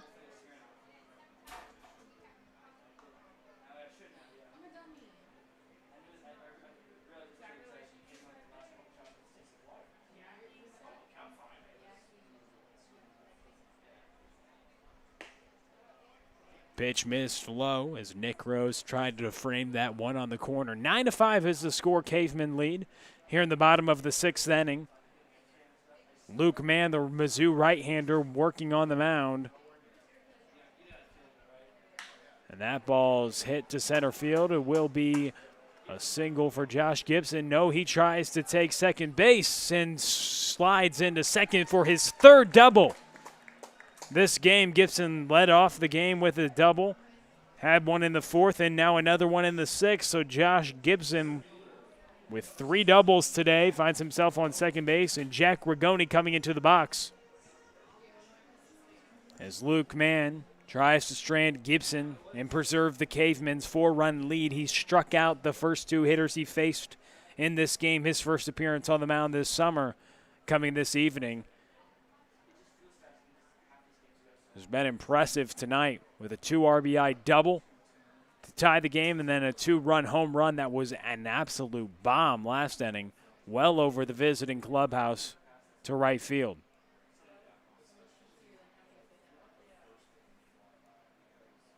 We saw his opposite field power the other night. Just hit a home run to right and left, can hit to all fields, and has great velocity on the mound as well from the right arm of Luke Mann.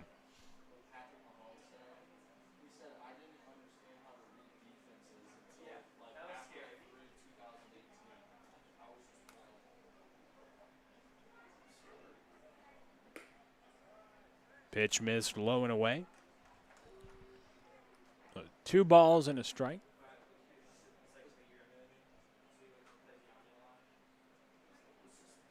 Jack Rigoni, the hitter at the plate. Luke Mann looking to retire the side. A swing and a miss. Now 2 balls and 2 strikes. As the center fielder works against the Mizzou right-hander. Here in the bottom of the 6th inning, Gems trail by 4. 9-5. Mann pitching with a 4-run lead. Swing and a miss. Mann strikes out the side, having himself a day at the ball field. We send it to the 7th. You're watching Car Shield Collegiate League TV.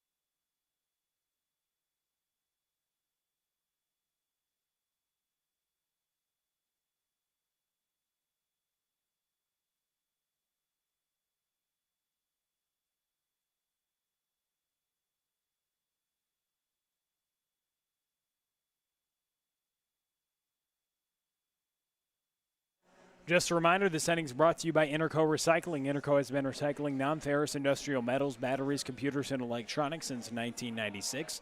The company operates a 400,000 square foot, 45-acre facility on the Illinois side of downtown St. Louis. If your company has large amounts of scrap metals, batteries, or electronics to recycle, call Interco Recycling at 877-258-3601 or on the web at www.itcscrap.com. Interco Recycling, a Mellotronics recycler since 1996. Connor Kiffer, Zach Floyd, Caden Deal due up for the Cavemen, who have a 9-5 lead after the cricket numbers in the 5th and 6th. It's been Luke Mann day at the ballpark so far. He had a 2 RBI double to tie the game 5-5, then had a 2-run home run to extend the lead to 9-5, and then comes out last half and strikes out the side. Electric stuff on the mound and with the bat today from the Missoula dual threat. The Mizzou dual threat has been electric today. As Drury, the new pitcher into the game, Adam Drury, looks to keep things where they are for the Gems, who after winning a couple games to start the season have dropped 2 in a row. The Cavemen looking for their second win. If the Cavemen would get this win, every single team in the league, as it would stand after this game, would have 2 wins. With the Corn Belters 2-2-1, the Falcons 2-1, the Hoots 2-2, the Eagles 2-2, the Gems are 2-2, and the Cavemen are 1-2-1. So if the Cavemen could prevail and hold on to this 4-run lead, every team would have 2 wins. As Drury, the right-hander, comes set, then steps off to Connor Kiffer leading off the top of the 7th inning. 9 runs on 8 hits for the Cavemen. 2 of those hits have been 4 RBI from Luke Mann as a nice backhanded play from Bearmore as Woods throws it around the horn for the first out. Nice play by Bearmore to backhand it, then throw it across the diamond.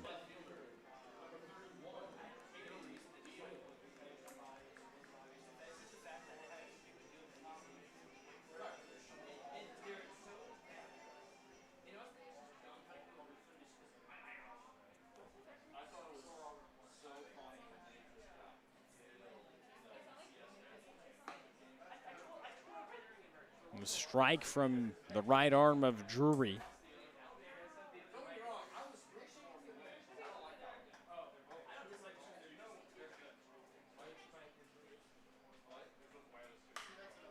As that ball is popped up by Caden Deal. Coming over, it is Franklin. Franklin will catch it. So the inning started off with a ground out. Zach Floyd grounded out to Lane Bearmore. That was Zach Floyd, not Kiffer. Zach Floyd grounded out to Bearmore, and then Caden Deal just there with the pop-up to the third baseman, Kyle Franklin, now brings up Brendan Claus.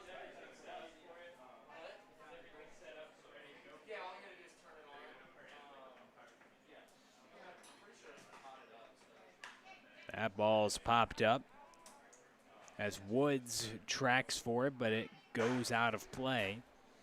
Thanks to everybody tuning in here in the Car Show Collegiate League, but make sure to stay tuned with us as we've got a doubleheader on tap tonight. Falcons Hoots coming up after this one. Should be a good game. Jackson Keller toes the rubber for the Hoots.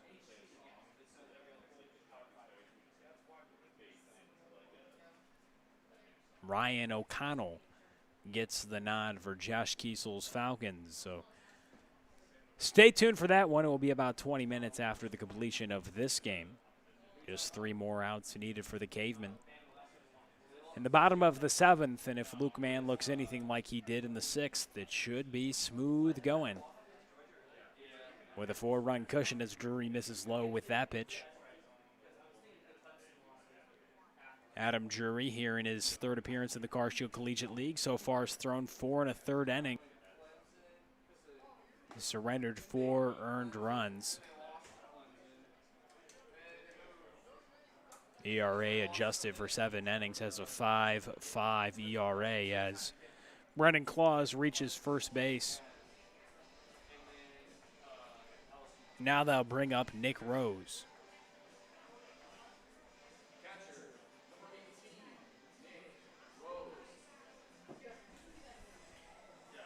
So the right-handed hitting catcher, Nick Rose, will come up.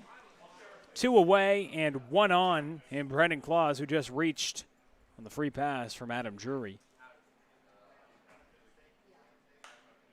That ball's popped to the right side. Tommy Woods tracking for it, but they'll be out of play.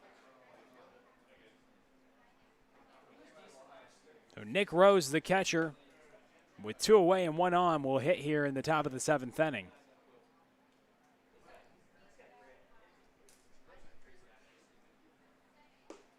And a 9-5 ball game.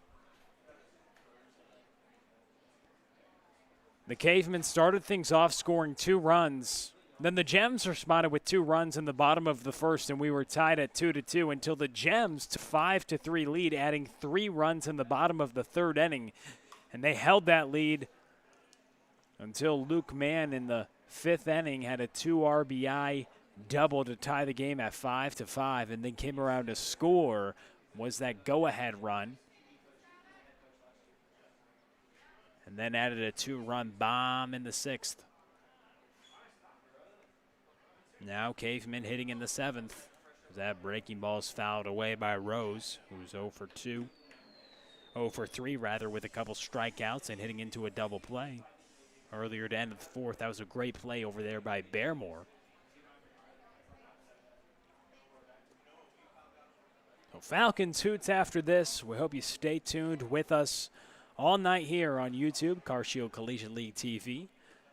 We'll be taking about a 20-minute break after the completion of this game as Drury strikes out Rose. And now final shot coming up for the Gems. Stay tuned. You're watching Car Shield Collegiate League TV.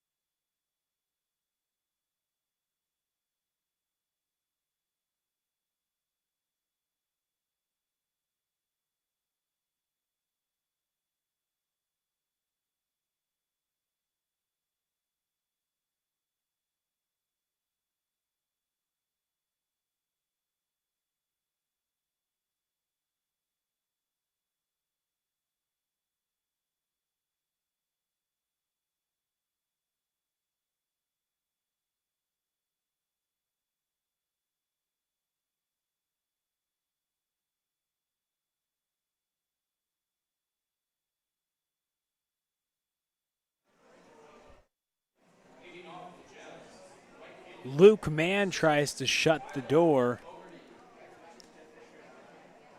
for the Cavemen. Luke.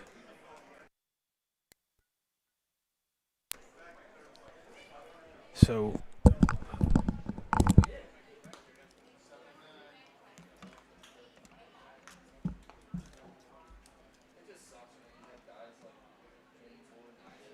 and Luke Mann tries to close things out for the Cavemen. Coming up, Tyler Fogarty, Tommy Woods, and Lane Bearmore here in the bottom of the 7th inning. Thanks for tuning in with us.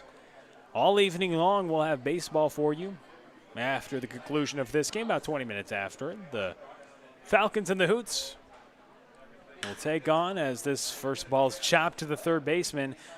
Kiffer throws it away, and Fogarty will take an extra bag. So runner gets on via the air. And Tommy Woods will now come to the plate. As the Gems trail here in the bottom of the 7th inning, 9-5, but first runner gets on, and Fogarty via the air will be on second base in scoring position for Tommy Woods, who had an RBI in the first on a ground out, had a single back in the third, and walked back in the 5th. Here in the bottom of the 7th, comes up with nobody out and a runner in scoring position. Man delivers the pitch. It goes to the backstop, and Fogarty will take third base. So reached on the air, got an extra bag, and now will be on third base for Tommy Woods, the first baseman tonight for Justin Paulson.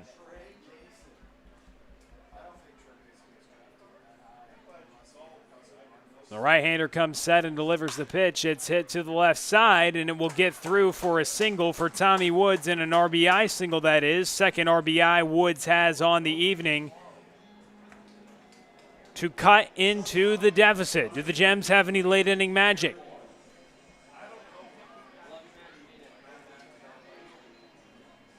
Still a long way to go.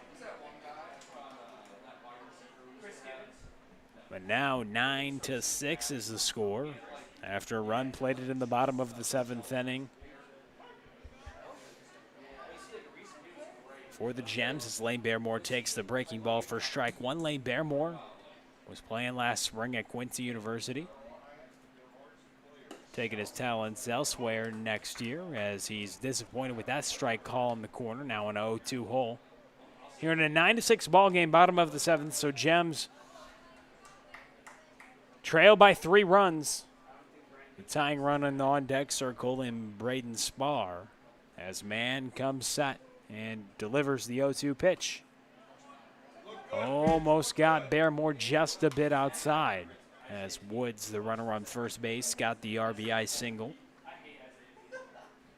A ball and 2 strikes as man gets the sign from Rose and comes set. Woods is off. Dives into second base, swiping it. So Tommy Woods gets the stolen base, moves up to second, and that stolen base is brought to you by the O'Fallon Family YMCA, the Y for youth development, healthy living, and social responsibility. As Lane Baremore is in the box now, a 2-ball, 2-strike count, working it back even as the shortstop squares off against the Mizzou right-hander.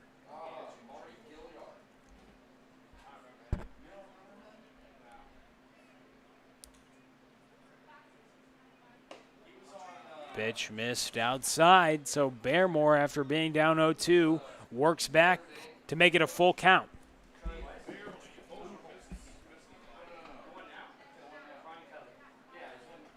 Nobody away, 3 balls, 2 strikes.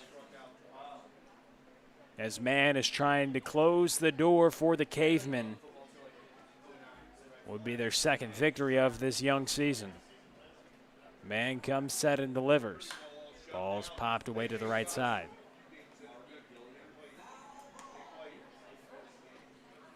Good at bat from Baremore.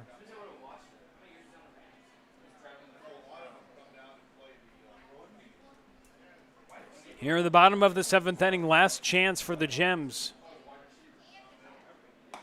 A swing and a miss from Baremore. Man records the first out.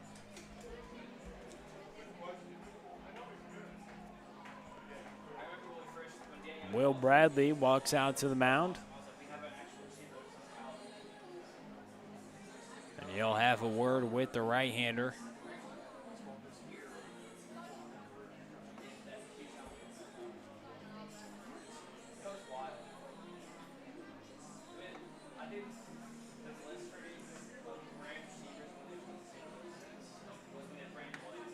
And Bradley's going to stick with man. Facing Braden Spar, Ryan Malzahn, the hitter on deck.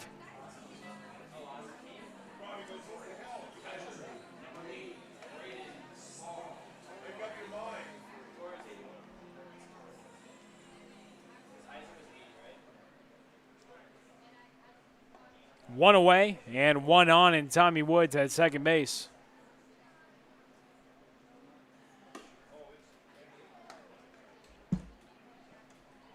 And the catcher, Braden Spar, takes the first pitch for ball one. One ball, no strikes, and one down and one on as well. As that ball is popped up to left field, Caden Deals coming under it. He'll call it and catch it for the second out. So now just one out away for the Cavemen as they try to secure their second win of this season. Ryan Malzahn, last chance for the Gems.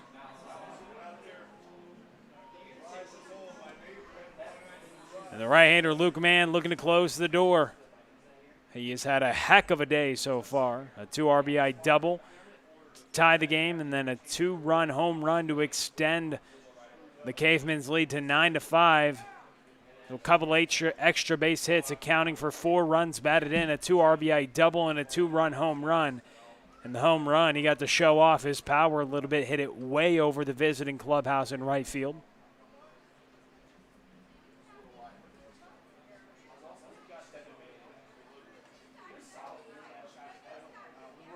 As Malzahn's in the box, 1 ball, no strikes, 2 away.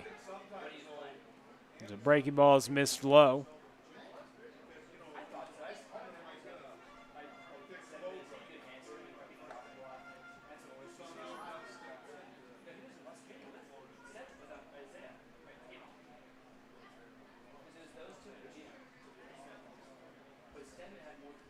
Man delivers, the pitch missed inside, so now the count runs to 3 balls and no strikes. Nick Wilkie, the hitter on deck, first hitter that Man faced back in to start the bottom of the 6th inning. Strike called. Man gets the fastball over on 3-0.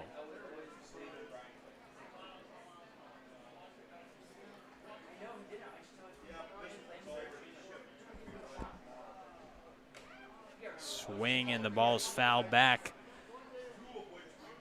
by Malzahn. Now 3 balls and 2 strikes and 2 away. So the payoff pitch coming up. Final chance. Malzahn as Man looks to close the door for the Cavemen.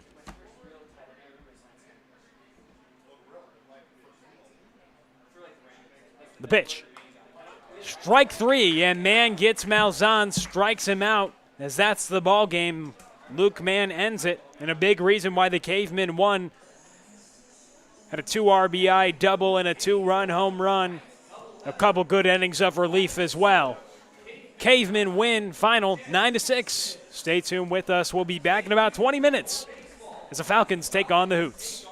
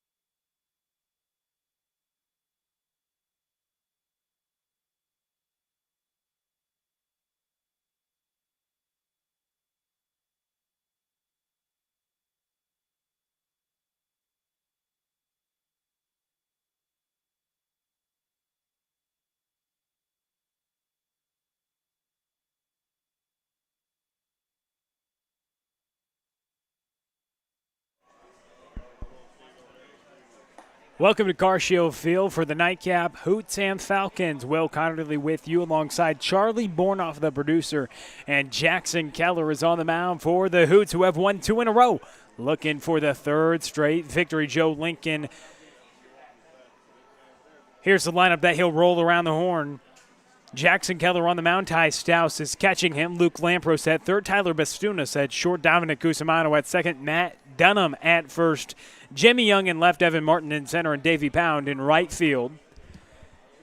And the lineup that Jackson Keller is going to face here in his second start of the Car Shield Collegiate League will be Alex Hoff, Ben Swords, Mark Vierling, Wade Stouse, Troy Beal, Smith, Austin Schmidt, David Olenek, Andrew Fay, and Colin Parrish. The starting pitcher on the other side for Josh Kiesel's Falcons will be Ryan O'Connell. As we get set to get things underway here in the Car Shield Collegiate League, Ty Stouse throws it down, goes and has a word with Jackson Keller, and we're getting excited to bring you some baseball tonight. $1 beer night at Car Shield Field, as a lot of the fans have come out and enjoyed the $1 domestic beers, as Alex Hoff gets ready to lead things off for the 0 for 3 so far in this young season. Jackson Keller, second time he's towed the rubber for Joe Lincoln's squad. As he comes out here, plan is to run him out there for about 3 innings tonight. He went 3 1/3 last start, surrendered 6 hits, but just 1 earned while striking out 5. As the right-hander Alex Hoff settles into the box playing center field today for Josh Kiesel. As Jackson Keller delivers the next pitch, missed upstairs.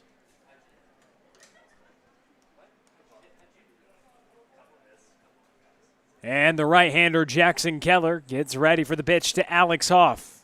Pitch missed away. Keller, last time out we mentioned, worked into the 4th inning. In his start, surrendering 6 hits, just a run. 3 hit by pitches, no walks though, and 5 strikeouts. A 3-ball no strike count to begin the evening. A pitch missed upstairs. So Hoff will take the base, the free pass. And Ben Swords comes to the box.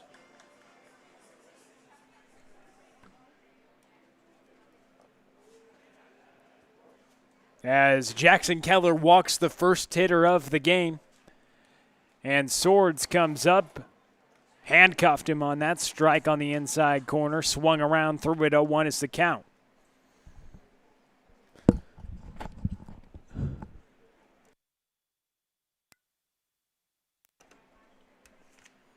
Keller, the breaking ball gets over. Now no balls and 2 strikes.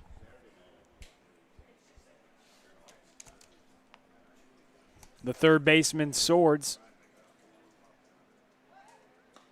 thrown over to first, keeping an eye on Alex Hoff. As the right-hander Keller works here in the top of the 1st inning. Off to the races is Hoff. No throw from Stouse. That stolen base is brought to you by the O'Fallon Family YMCA, the Y for youth development, healthy living, and social responsibility.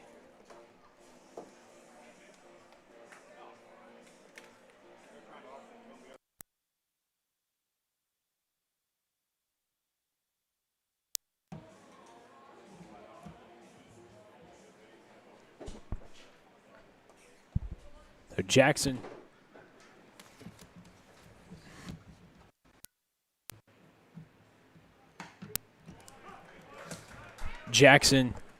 do this.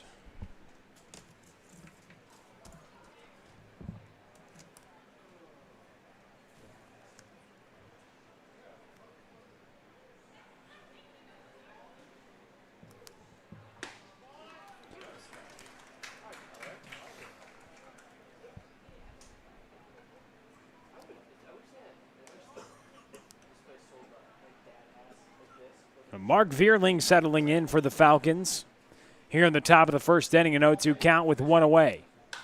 Vierling rifles out to the right side, foul and out of play. Vierling off to a scorching start here in the Car Shield Collegiate League. 9 for 12 with 3 doubles and 4 runs scored, hitting a modest .750 here to start off the season through 12 at-bats as this ball's fouled away.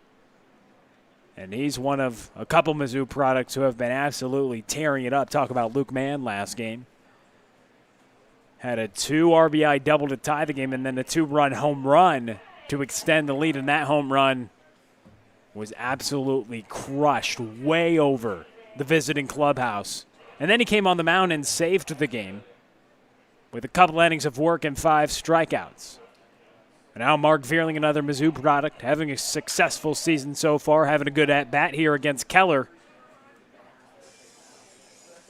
The 0-2 count still it stands. A couple foul balls on 0-2 from Vierling.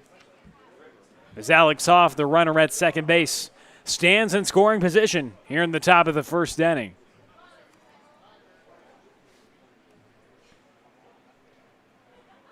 That pitch fouled away again. A great at-bat to start things off here for Vierling in his first at-bat of the ballgame. Wade Stouse standing on deck.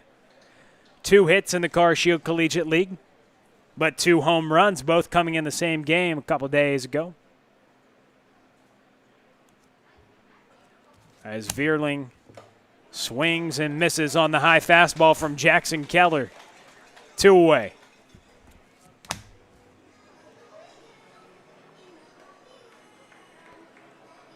Nice moment for Wade Stouse. Has some nice words with Ty Stouse, the catcher. The 2 brothers at the plate. Ty Stouse, the backstop for Joe Lincoln, catching Jackson Keller. And now Wade Stouse coming to the plate. Ty, a SEMO commit. Wade, a current SEMO player who had a couple of moonshots last game. And fouls this one back. First pitch swinging 0-1. With 2 away, Jackson Keller looking to strand Alex Hoff, who reached on the free pass to start things out this evening.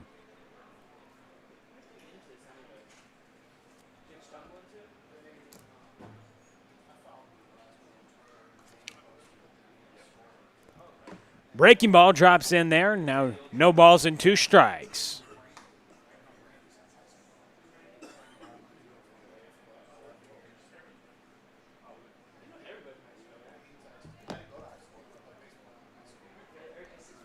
The right-hander Keller gets the signs from Ty Stouse on a no-ball, 2-strike count with 2 away. And some of the Hoots players started making way towards the dugout. Close call on that one, just missed. A ball and 2 strikes with 2 away.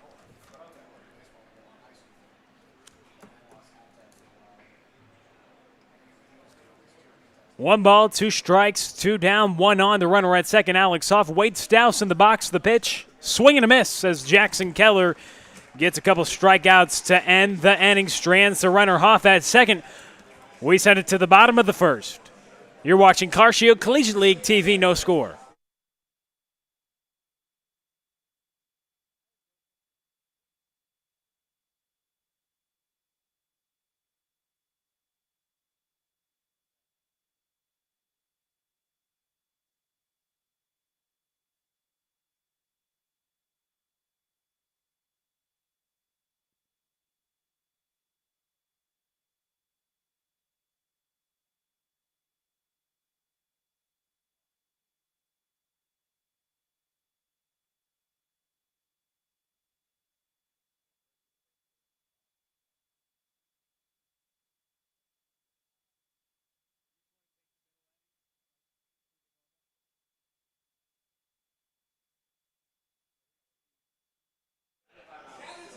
Code Ninjas O'Fallon is located on the Deerberg Shopping Center at Deer Creek Crossing, 2955 Highway K.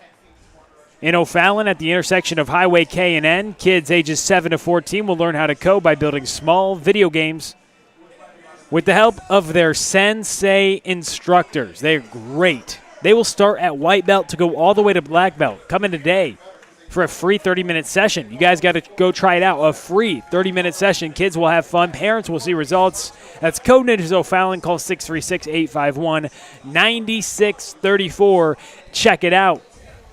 Evan Martin, Tyler Bastunas, Chase Krugman due up to face against Ryan O'Connell. The right-hander on the mound, Ryan O'Connell, his second start here in the Car Shield Collegiate League. Here for the Falcons. And Josh Kiesel's Falcons squad has looked pretty good so far. They've run out some arms. Ryan O'Connell went 2 innings in that first start, surrendered 5 hits and 3 earned runs, had 2 strikeouts while hitting 2 batters, didn't walk anybody. In that first start to start things off for Kiesel's squad, had that game started back out on the rubber tonight as he works from the first base side of the rubber, and the right-hander will face the left-handed hitting Martineau. First pitch, a swinging, rifling it to left field, and we get things started with a base hit. That will now bring up Tyler Bastunas, the shortstop. First pitch swinging, not enough time to let me tell you that the man is back. Shane Holsey went to go play a couple of softball games, left after the second inning of the first game. Went there, went over to Ozzie Smith's complex, playing in a softball team.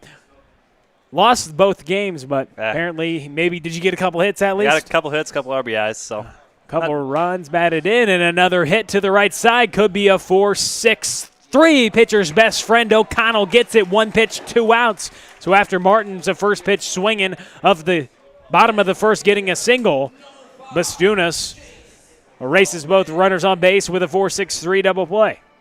So you got a couple of runs batted in, it's the rumor. Yeah, it was not a very good team effort.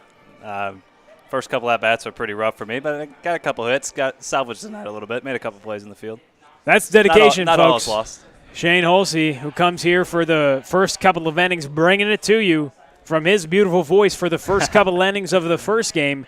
Then he goes over to Ozzie's, plays a couple softball games, and then comes back here, and he's going to take the middle innings of this game. And, wow, that's dedication for the fans, folks.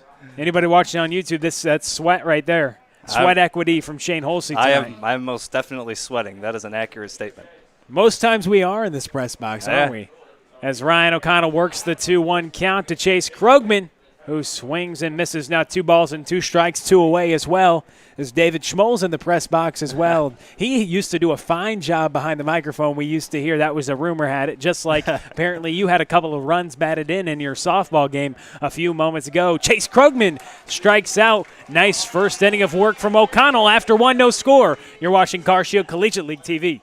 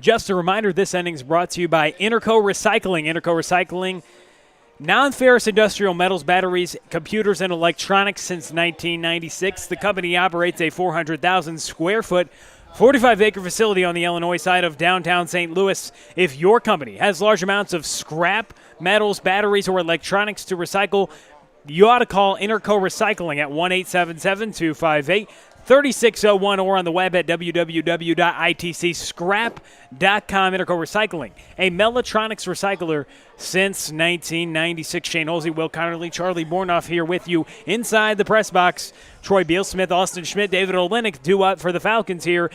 Jackson Keller back out for his second inning of work, struck out the side in the first inning as the right-hander works predominantly just from the stretch, getting his signs from Ty Stouse and getting ready to start the top of the second inning with a breaking ball getting over against Bealsmith for strike 1. 2 electric arms we got here in game 2. If you like pitching, this is a treat. Oh, we like pitching, so it's a treat for me for sure as Jackson Keller striking out the side in the top of the first inning. He features a nice breaking ball and also good sinking action on that fastball. Got a lot of ground balls last time out. a couple of times lacked control with it, but had 5 strikeouts, no walks, just 3 hit by pitches. Surrendering 6 hits in that first start as that ball's chopped to the third base side. Bastunas gets it from shortstop, but not going to be enough.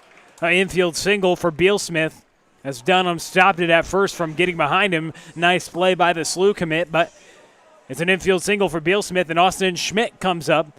Austin Schmidt's had a nice start to the CarShield Collegiate League season.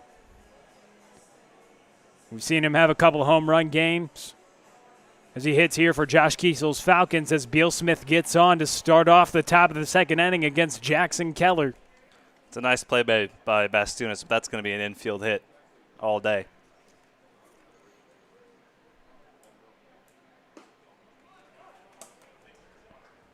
Jackson Keller getting ahead. Pitch called for a strike against the catcher, Austin Schmidt. Austin Schmidt hitting .500 this season, 6 for 12 to start things off. A couple doubles, a couple home runs, and 8 runs batted in and 3 runs scored. So he's done a nice job. He's done damage with those 6 hits.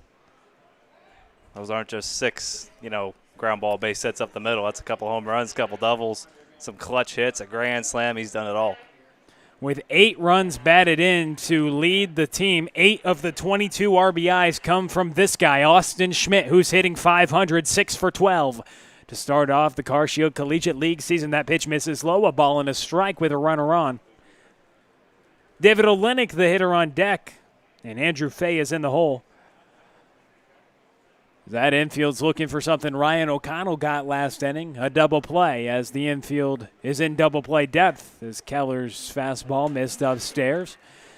And this is one of those situations when you want to get on someone's hands when you throw a sinker, but with Austin Schmidt, we've seen his ability to pull the baseball. You might want to be careful because if you leave it over to plate, he has a couple doubles and a couple home runs already, and he absolutely tears the cover off the baseball. So they see how they pitch him with the hitter on deck and David Olenek, the left fielder.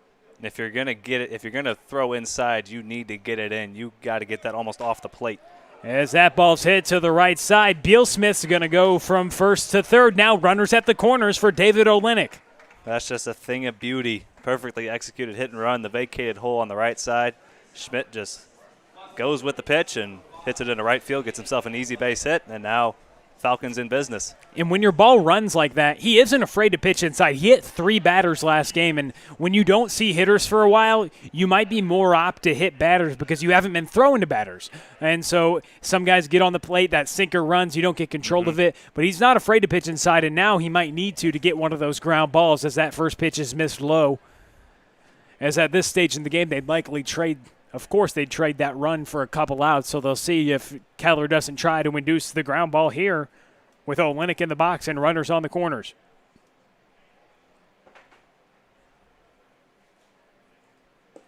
Pitch missed low again. Keller trying to work that sinker to the right-hander. Andrew Fay on deck.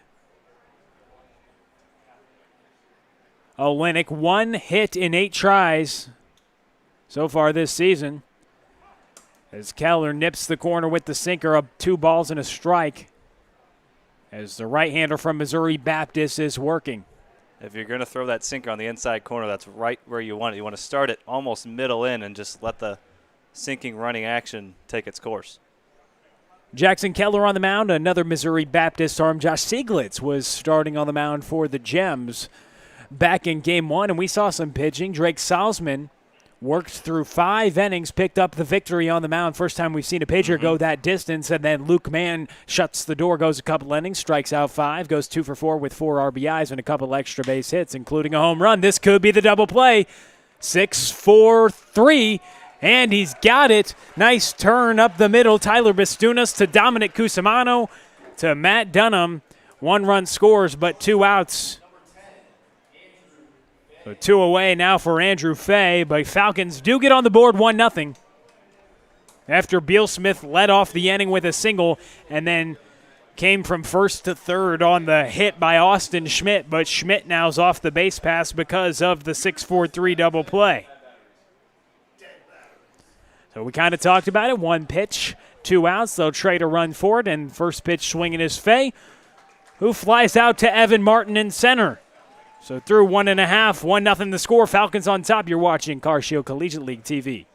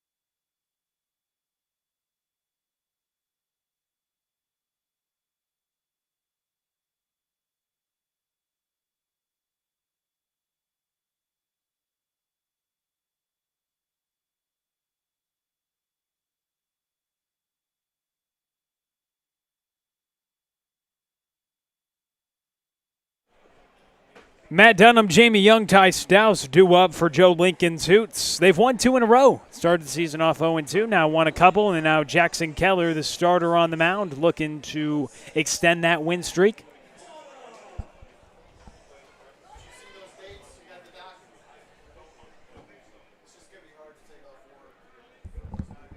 As the left-hander, Matt Dunham in the box. As O'Connell working here in his second inning of work. Nice breaking ball to get things over for strike one. O'Connell surrendered that leadoff single, but got a double play ball and a strikeout immediately after that to get himself out of that inning.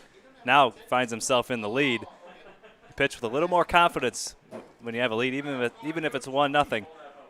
Feel a little more confident that you can throw the ball in the strike zone and let him put the ball in play and see what happens. Dunham fouls that one back. Dunham's 3 for 11 so far this season, hitting .273. Has drawn 3 walks, along with earning 3 runs batted in.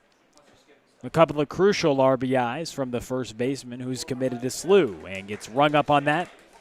Breaking ball from O'Connell to start things off here in the bottom of the second inning.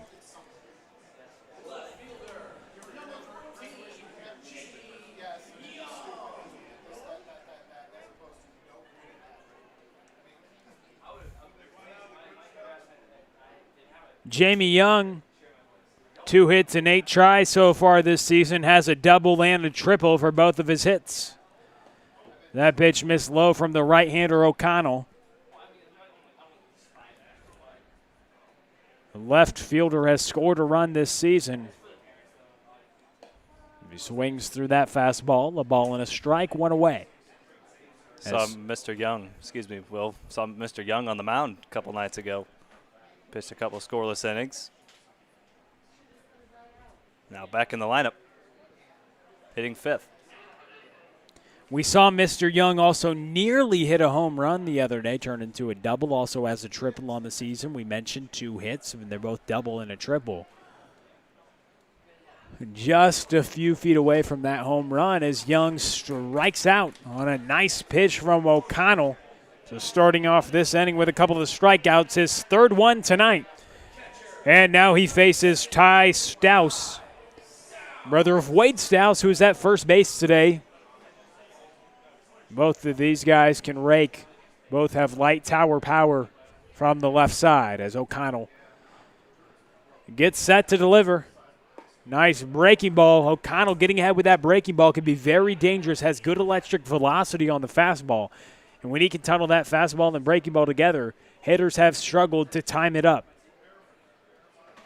Another breaking ball, but Stouse times this one's up. He hits it to right field, and he's going to try to take the extra bag, and he does, diving into second. So a 2-out double by Ty Stouse brings up Luke Lampros.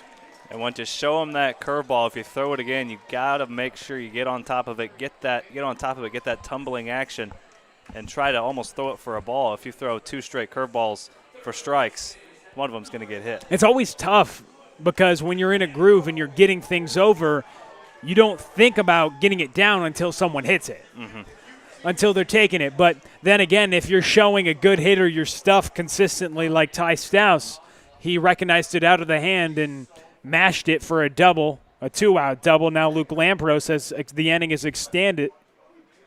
Comes up, he chops this one up to the shortstop. Fay throws it over to Stouse, and O'Connell strands the 2-out double Ty Stouse. We send it to the third. We send you to Shane Holsey on CarShield Collegiate League TV.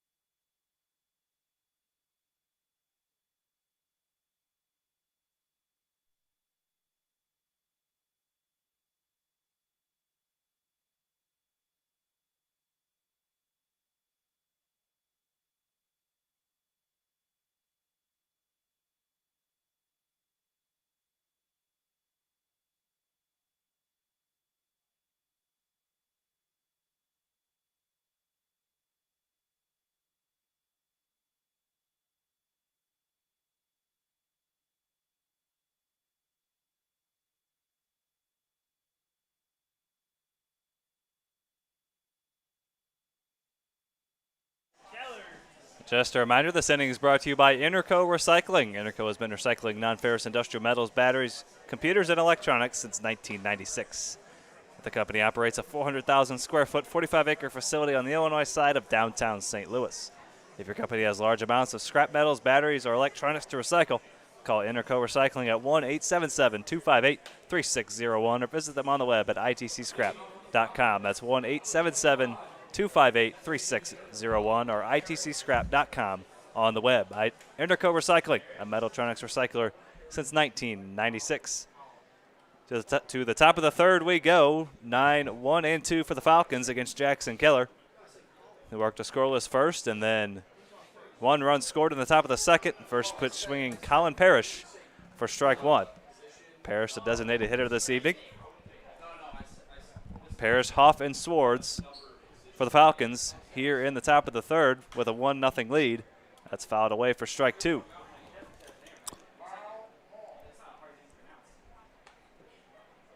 A couple of scoreless innings for Ryan O'Connell, and now Jackson Keller back out for his third inning of work. The 0-2 to Parrish. Outside. Parrish redshirted at Quincy University this spring, so still 4 years of eligibility left for him. Breaking ball in there, strike 3 call. 4th strikeout for Keller, and 1 away here in the third. Good job by Keller. This likely is his last inning as there's some action down in the Hoots bullpen. He told me before the game that he'd be just going 3 tonight. But good start, 4 strikeouts, did surrender the 1 run, but his stuff is looking good. I think it looks sharper than last time out. I would tend to agree. Keeping the ball down a little more. Got a ground ball double play. So despite that one run, Keller pitching very well here into the third inning. And the leadoff hitter, Alex Hoff, who walked and stole a base his first time up, leading off the ball game. No official at bat yet. Here in a 1-1 count against the hard-throwing right-hander, Jackson Keller.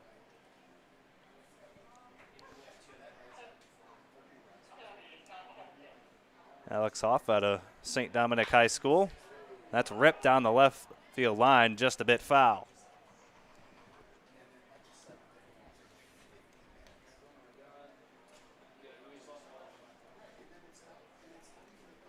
Currently at Maryville, started 15 games for the Saints as a junior this spring. 6 foot, 175 pound, playing center field for Josh Kiesel's Falcons this evening. Here in a 1-2 count. That's lifted into center. Martin retreats back and makes the play for out number 2.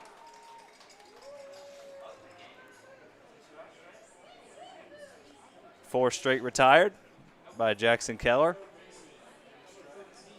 A walk and a couple of hits surrendered so far. Just the one run. That's scored on the double play by Olenek. Beal Smith has scored the only run of the ball game, 1-0 as we play here in the top of the third. Thank you for joining us here on Car Shield Collegiate League TV. Final game of tonight's doubleheader, a 9-6 victory for the Cavemen in Game 1. Luke Mann had himself a day with a homer, a double, and a couple of scoreless innings on the mound as well. That's sprayed foul down the first base line by Swords. Thankfully, into an area where there were no fans. That was coming hot to the stands, like you said, thankfully. As I say, watch out when those things are coming towards you. Watch your lips. Here comes the 0-2 from Keller upstairs. He wants to climb the ladder and end his night on a K, it seems like. It would be his 5th if he can pick it up here. Looking for a 1-2-3, top of the third. Swing and a miss. 5 strikeouts for Keller, throw down by Staus. And a 1-2-3, top of the third.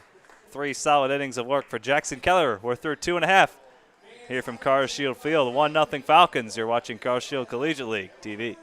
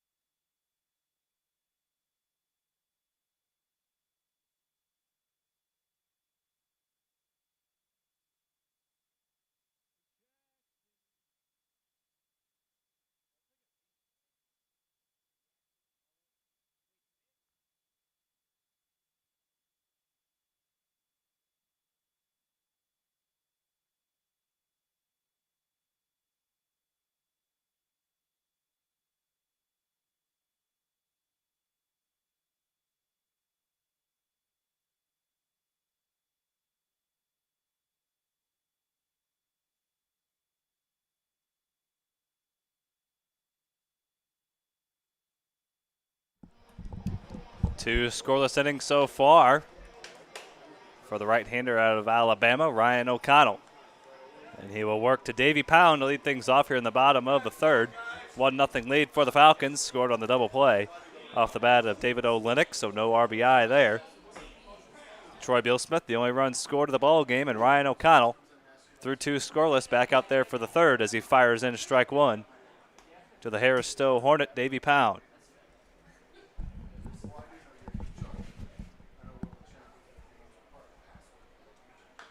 And that's chopped foul off the right-handed swinging Davey Pound out of Rolla High School. Started all but one game for Harris Stowe this past fall and spring. They play a fall and spring season. .387 average, led the team. 5 homers, 29 driven in, and a .462 on base. Rakes. That's what you can say. That sums it up right there. Why say all those stats and you can just say one word? Exactly. And the Harris Stowe coaching staff, it seems like, has been watching a lot of their players.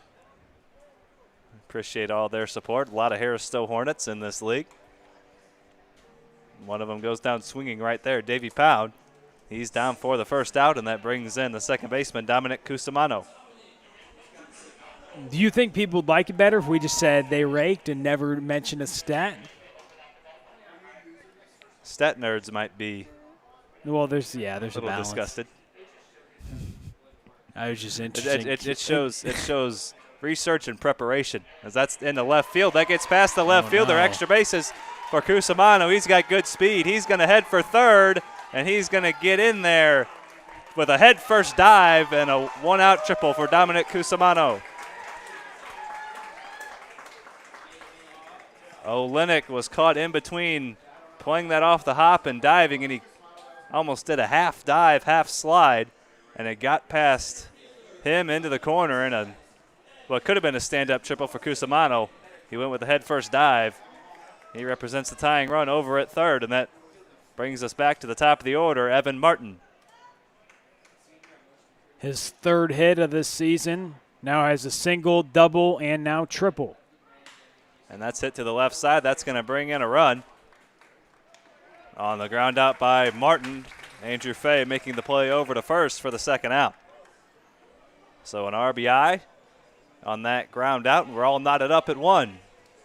Martin's a great player. He did that first pitch swinging last time, ripped a single the other way. He knows how to hit the other way, obviously. Took it where it was pitched, knew he needed bat on ball to get an RBI. Great piece of hitting. You love to see hitters getting good contact with a runner on third, less than 2 outs. Just a great team at bat, knowing what he has to do with the infield back here in the early innings.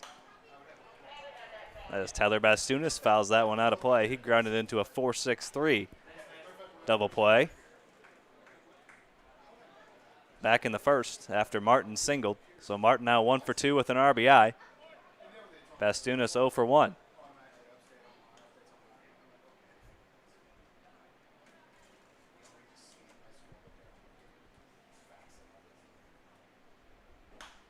That's fouled out of play, 1-2. Cusimano scores his third run of this CarShield Collegiate League season after picking up his third hit. 1-2 count to Tyler Bastunas.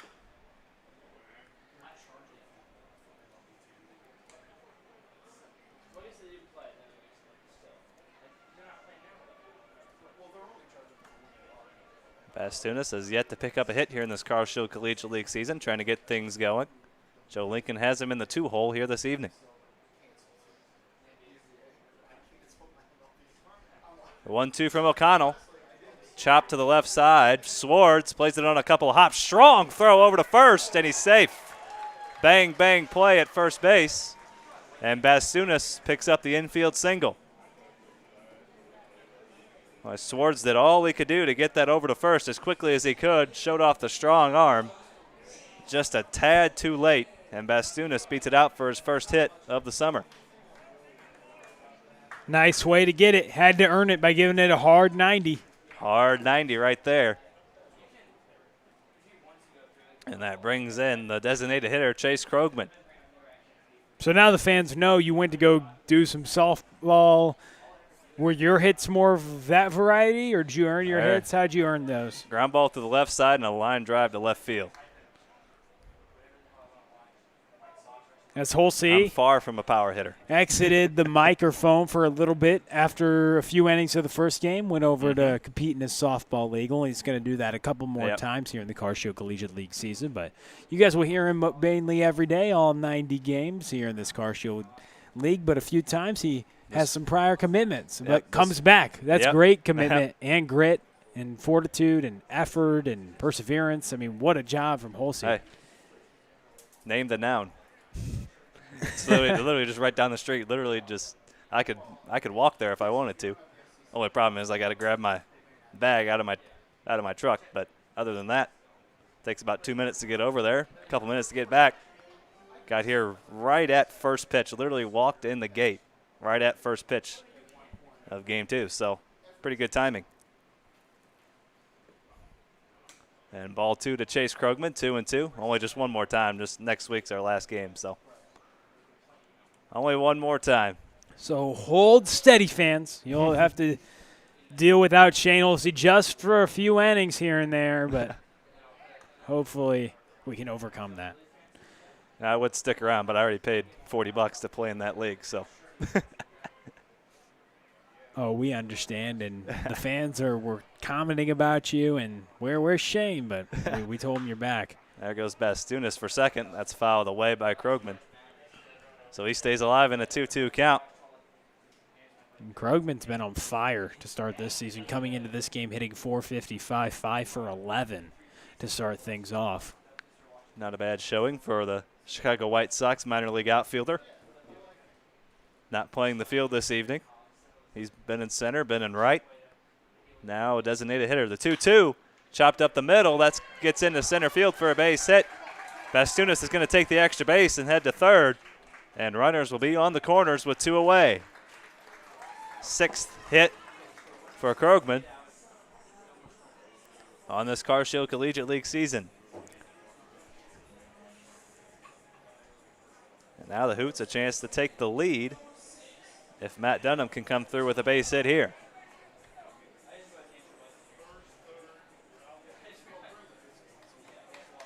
Make that 5 hits for the Hoots here in the first 3 innings. Just 1 run to show for it so far, but Matt Dunham can change that with 1 swing of the bat.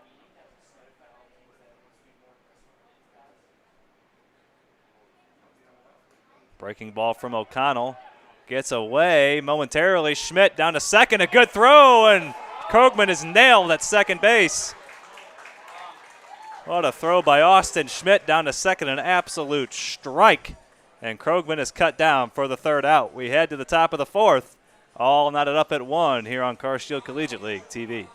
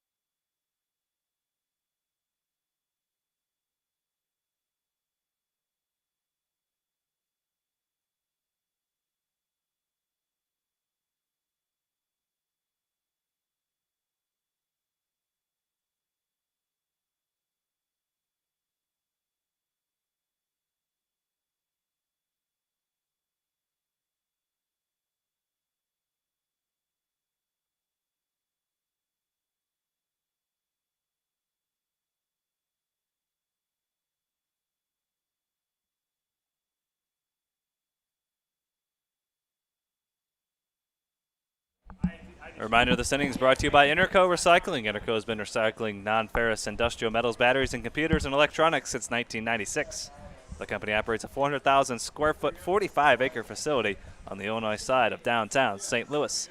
If your company has large amounts of scrap metals, batteries, or electronics to recycle, call Interco Recycling at 1-877-258-3601 or on the web at itcscrap.com. That's 1-877-258-3601 or on the web at itcscrap.com. Interco Recycling, a Metaltronics recycler since 1996. So 3 innings of work for Jackson Keller and a new arm for the Hoots. It's the right-hander out of Division II Harding University, Carter McCall. Younger brother of teammate Logan McCall. Might see him at some point this evening. Both pitchers for the Harding University Bisons in Arkansas. 8 appearances for Carter McCall this spring, 21 and 2/3 innings, 21 strikeouts, just 6 walks. He will work to Mark Vierling. Wade Stouse and Troy Bealsmith, 3, 4, 5. The heart of the Falcons order due up here in a 1-1 ball game. A double play and a ground out have brought in the only runs so far. One in the top of the second for the Falcons, one in the bottom of the third for the Hoots.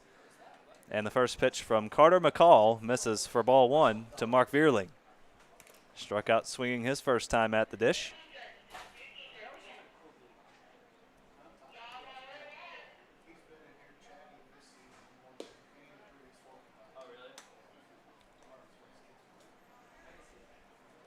Carter McCall, 6'4", 210 pounds from St. Charles, Missouri.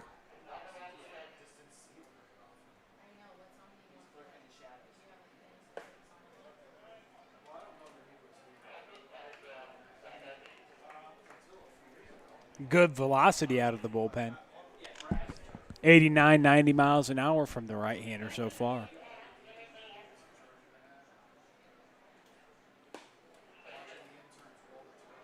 Out of Westminster Christian Academy as well, another Westminster grad.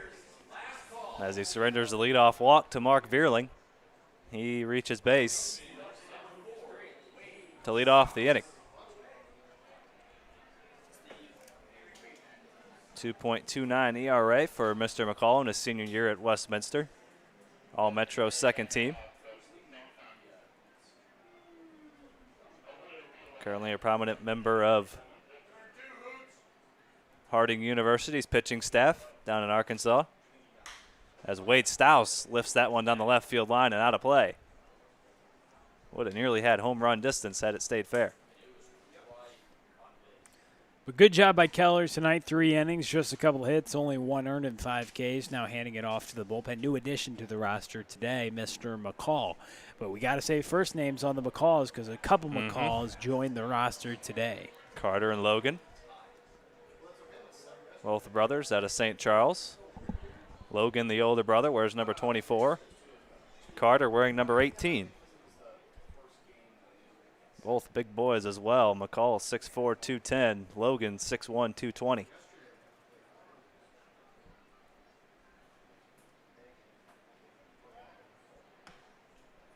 As he checks on Vierling over at first, and an 0-1 count to the first baseman this evening, Wade Stouse. Catcher for the Hoots, Ty Stouse, his younger brother. It's Stouse. The first episode of Stouse versus Stouse. And so far it's 1-1. Vierling takes off for second, and an easy stolen base for Mark Vierling. Again, that stolen base brought to you by the O'Fallon Family YMCA, the Y for youth development, healthy living, and social responsibility. Thank you for their partnership here in this Car Shield Collegiate League season. A stolen base for Vierling. He's in scoring position now in an 0-2 count for Wade Stouse. Facing Carter McCall. And that's popped up into foul territory. Lampros over and can't make the catch. Great effort there by Lampros, backtracking all the way to the bullpen, and that's a really, really tough play. That's one of the harder plays you can have as an infielder, that high pop-up. The ball almost disappears if you hit it high enough, and Stouse. Especially going to your back shoulder like that, too. A lot of times you'll see the shortstop come over and get that, but that was well in the foul territory. Wouldn't have been much easier for Bastunas.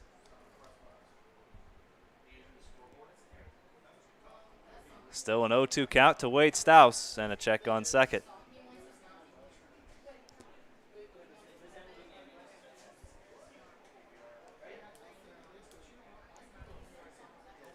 Your score. Shane Holsey, Will Kindly with you here on Car Shield Collegiate League TV. And an 0-2 count to Wade Stouse. Just missed off the outside corner.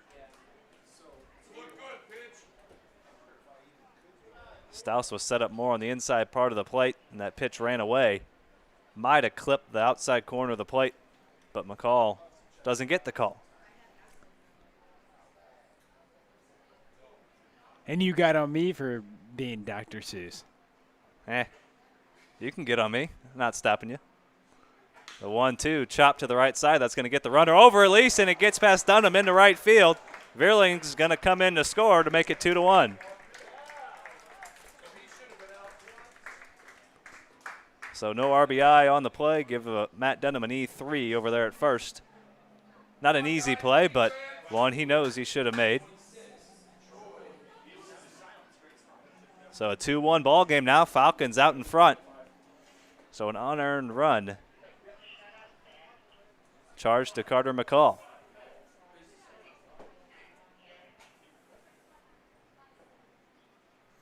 And now a runner on first for the right fielder who scored the first run of the ball game, Troy Bealsmith.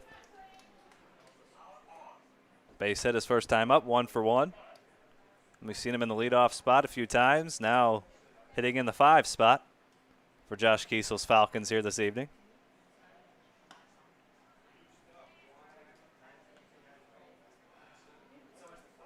And it looks like Carter McCall, he has some good stuff. It looks like he's going to be a good addition to the squad for Mr. Joe Lincoln and this pitching staff. He and his brother both. We haven't seen Logan just yet. Most certainly will, if not tonight, in the very near future. As Bealsmith swings and misses through that running fastball in the inside corner to go along with that velocity. Some good arm side run from Carter McCall. Yeah, upper 80s, but it's deceptive too.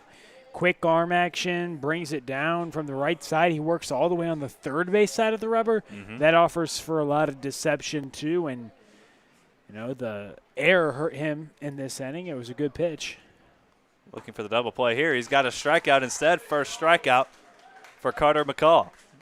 I mean, his ability to throw it inside right now is really effective, especially when you need a double play in a situation like this. He's starting on the third base side of the rubber, and then he's throwing it inside as well, and the ball's cutting back and running.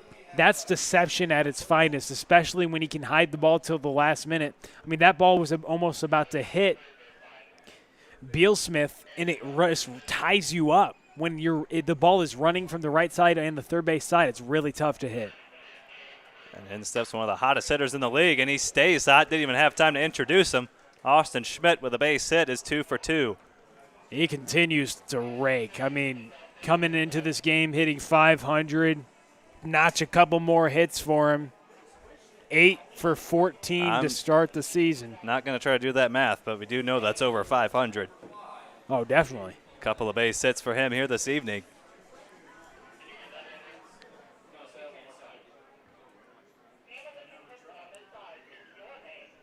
Eight hits and 14 tries, 8 runs batted in. Austin Schmidt having a season, why don't you? The start to the season, that is. We still got a long way to go. We still got over a month to play. But if we had to pick all Car Shield Collegiate League team, he'd definitely be the first candidate that we wouldn't just pencil in right now. We'd probably write that with a Sharpie. Nobody's erasing that. Permanent marker. Put a stamp on it. And that's right back at McCall on a nice play. Chance at 2. And safe. Oh. And Lincoln's going to have a word. That was a very close play. I looked to the naked eye like he was out.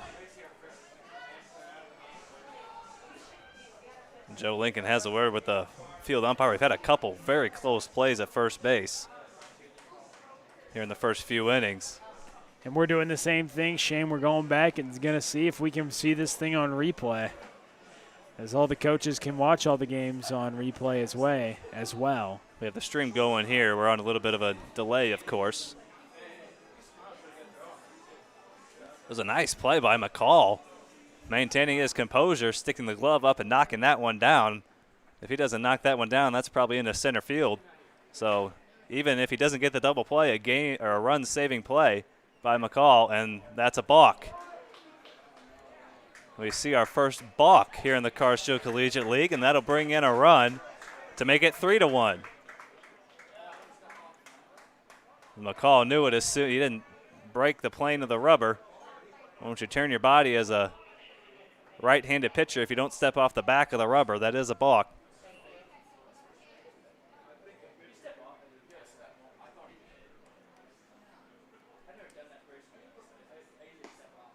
The first pitch to Andrew Fay is in there for strike one, so now a 3-1 score. Some unusual ways to score some runs here early in this ball game. Seen one scoring a double play on a ground out, on an error, and now on a balk. So 3-1 now. Falcons lead it 2 away. And now that safe call at first base looming large.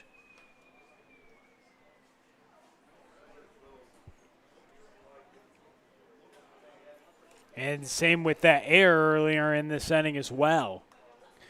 Coming back to hurt.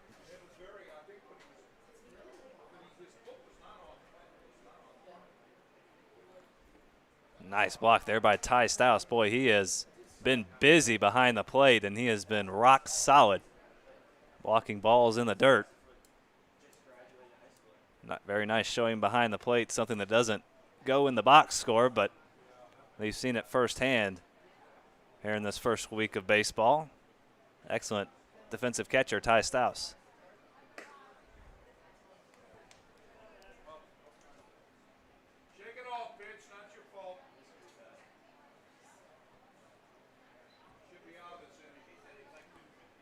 And now Andrew Fay in a 3-1 count.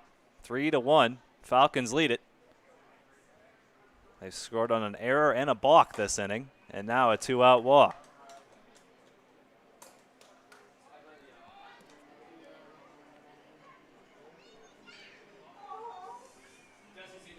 So after the Cavemen won, Shane,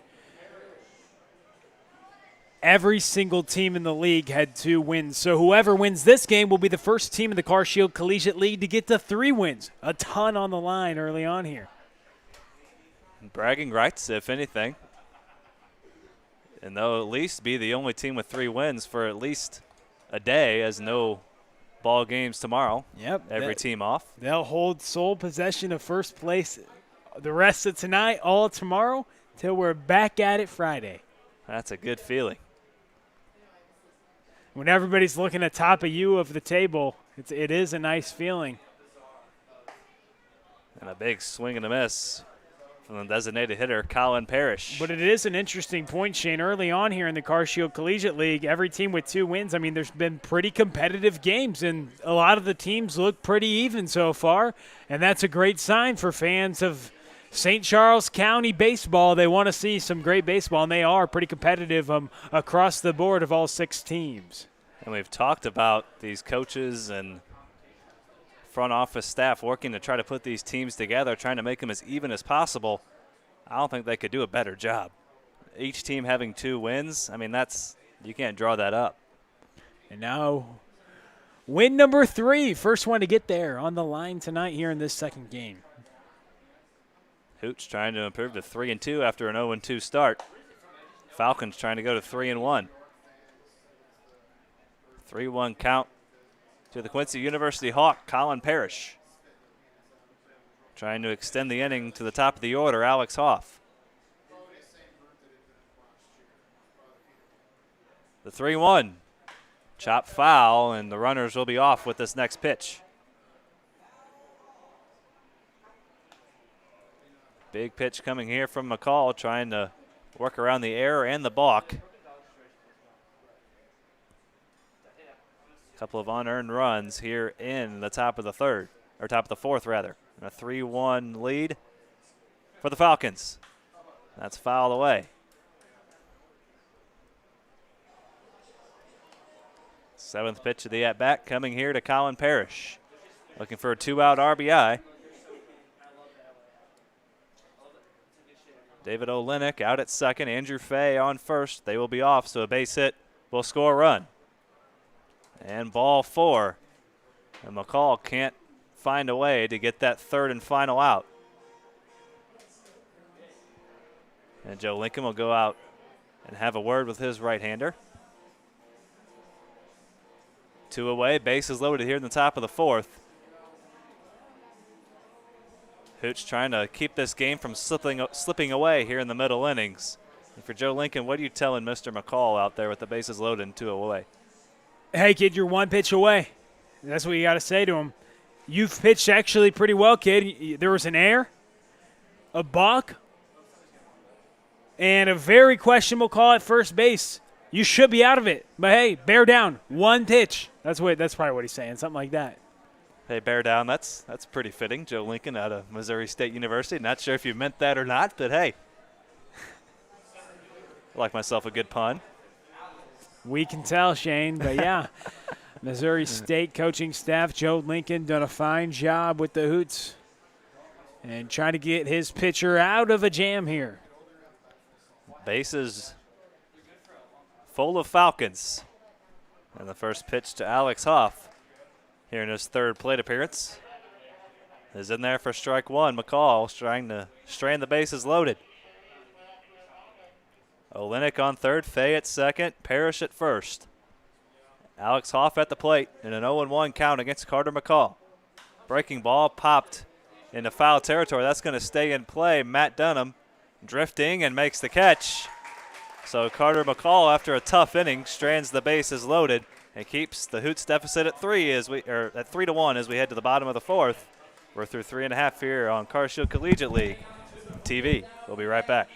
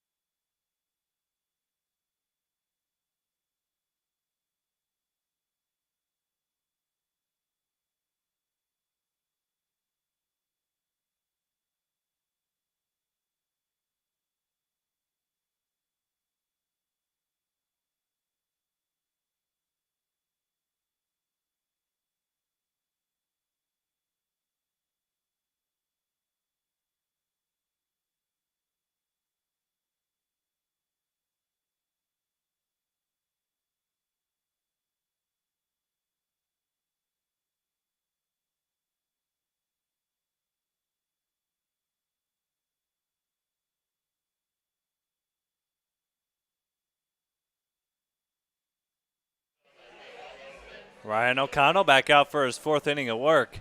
Well, you missed one heck of a hamster ball race in between innings. A couple of interns running full speed into each other with those hamster balls. That's always a fun little bip, as they call them, between innings promotion. And one of the hardest collisions I've ever seen. I've seen quite a few of those here. That might be the hardest one yet. As Matt Dunham first pitch swinging. 4, 5, and 6 in the Hoots order. Dunham, Young, and Staus. 4, 5, 6 for the Hoots as they try to claw their way back from a 3-1 deficit.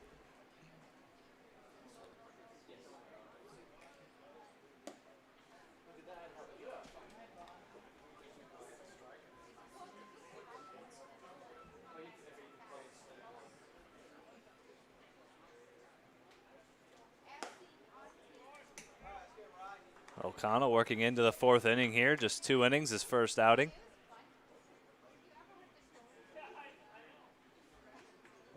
So as Dunham launches that one into right field to the wall, and the catch is made. Beal Smith went straight back to the wall, maybe a little too much air underneath that one. One of the highest fly balls we've seen. He crushed that. What do you think the launch angle on that one was? About 40 degrees? He crushed that ball, and if he gets any less height on that and any more distance, gone. Just missed it, and it still crushed it into the air. That's the difference of about a 1/16 of an inch on the bat between an out and a home run.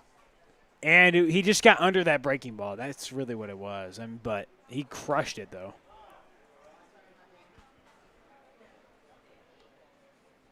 So now Jamie Young with one away and nobody on. Ryan O'Connell 3 1/3 so far. The starter for the Falcons. Right-hander getting loose in the Falcons' pen.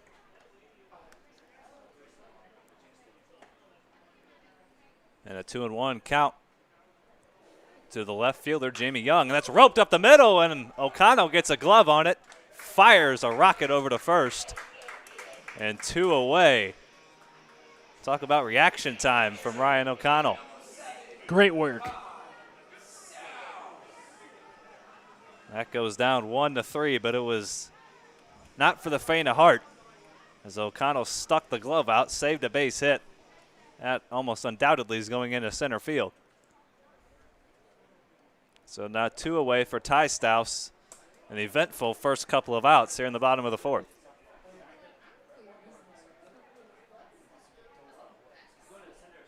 Stouse doubled his first time up as he swings and misses at that one for strike 2.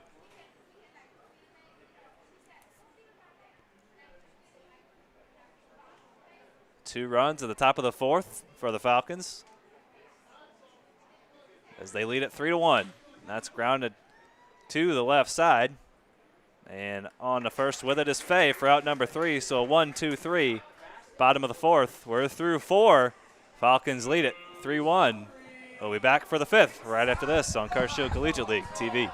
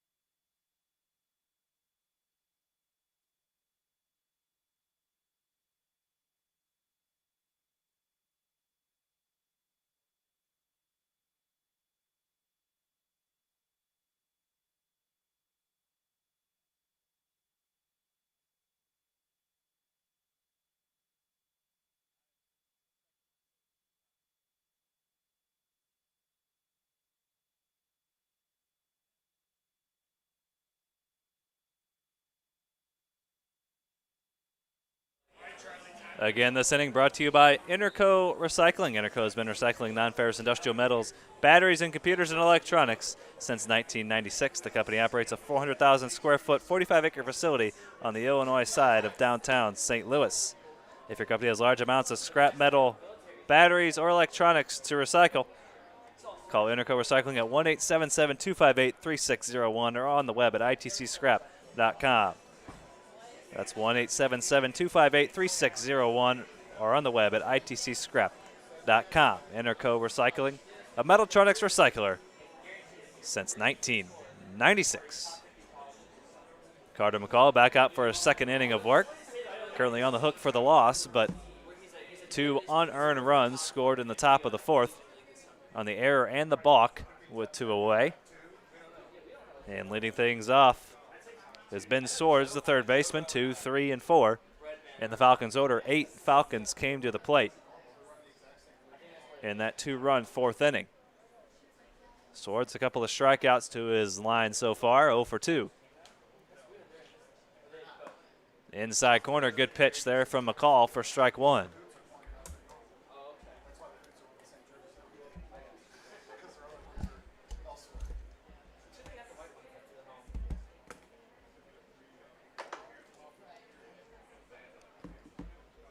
And with the breaking ball on 1-1, that missed down and in for ball 2.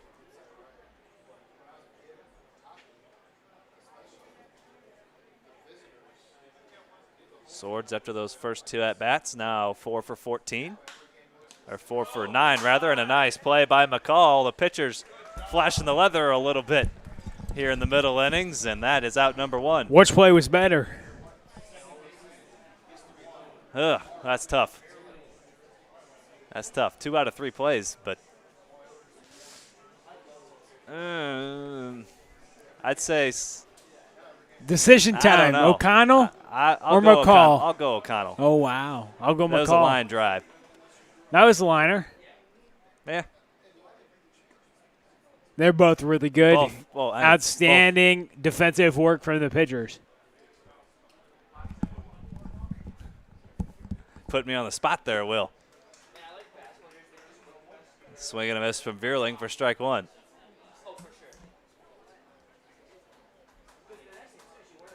Veerling walked and scored. Walked to lead off the 4th inning, came around to score on the error by Dunham. And that's hit to the third baseman, Lampros, across his body, a strong throw. A couple of nice plays to begin the top of the 5th.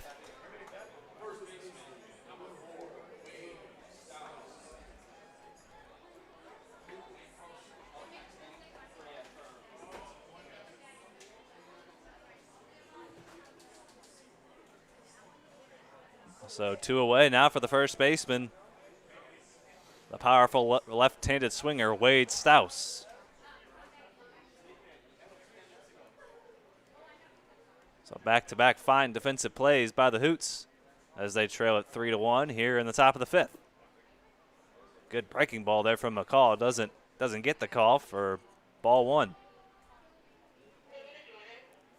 Again, thank you for joining us here on Car Shield Collegiate League TV all summer long. You can catch all 90 games right here on YouTube. Thank you to the 250 plus of you who have already subscribed, and if you haven't done so already, hit that subscribe button, hit that notification bell. It'll tell you when we go live. It's that easy. 2 simple clicks.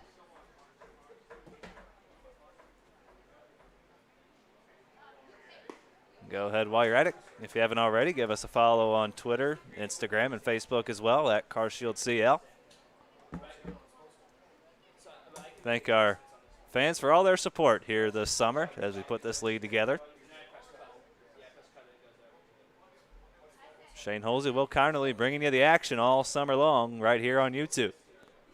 2-1 count to Wade Stouse, now 3-1. McCall looking for a 1-2-3, top of the 5th after a couple of unearned runs came across the score in the top of the 4th. The difference so far in a 3-1 Falcons lead. Falcons coming in at 2-1, Hoots at 2-2, looking for their 3rd straight win. Whoever wins this game, as we mentioned earlier, will be the only 3-win team in the league. And will be in sole possession of first place for at least a couple of days. 3-1 swinging is Stouse, and he fouls that one off the plate, right off his brother, Ty. And they have a nice laugh about that one. Hope Mr. Ty Stouse is okay. A little shaken up. Older brother Wade fouling that off his younger brother Ty. And Wade had a little laugh there. But he really does hope his brother Ty's okay. They're having a little, exchanging a little laughs down there. But the way things are going and the way Ty is down on the ground, not sure that caught him in a very good place.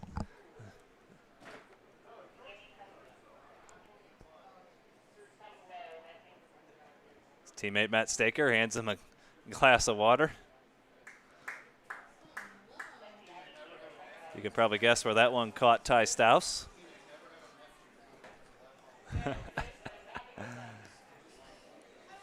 That looks like Ty is okay, and we resume play. 3-2 count to Wade Stouse.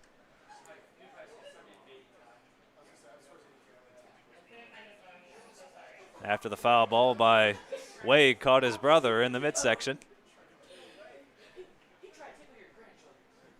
And a 3-2 count offering from McCall. Rope down the left field line. And Ty is probably saying, can you give me a break and maybe get out here so I can go back to the dugout? Tough out. I got to earn it. They say you got to earn every out you get. Not sure that's what they meant. Talk about taking one for the team. The 3-2 count. And that's roped into right field. My. That is absolutely launched over the right field wall. And Wade Stouse, after 2 pitches earlier, fouling a pitch off his brother at the plate, absolutely launches a solo home run to get the Falcons a 4-1 lead. Home run number 3 on the summer for Wade Stouse. I mean, that was still getting out of here over that big wall, Shane. That was absolutely crushed.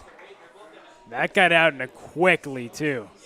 I don't know if it was as far as this one the other day up there in the trees out there, but pretty close. He pulled it, so it's hard to gauge the depth of how far it landed after the wall, but he absolutely smoked that 3-2 pitch. My goodness. 3 hits this season, 3 home runs for Wade Stouse. Efficiency, doing the most with his swings. Home run number 3 on the summer for Wade Stouse.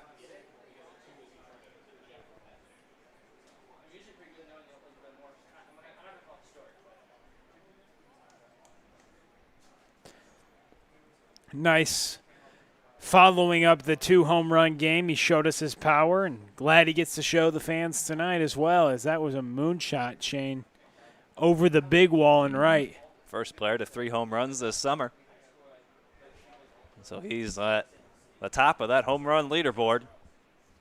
All 3 of his hits this summer. Guy on going deck for home runs. might have something to say about that soon. Austin Schmidt. As Beal Smith grounds out to short to end the inning, a absolute bomb off the bat of Wade Stouse has extended the Falcons' lead to 4-1 as we head to the bottom of the 5th. Hoots coming to bat, down 3.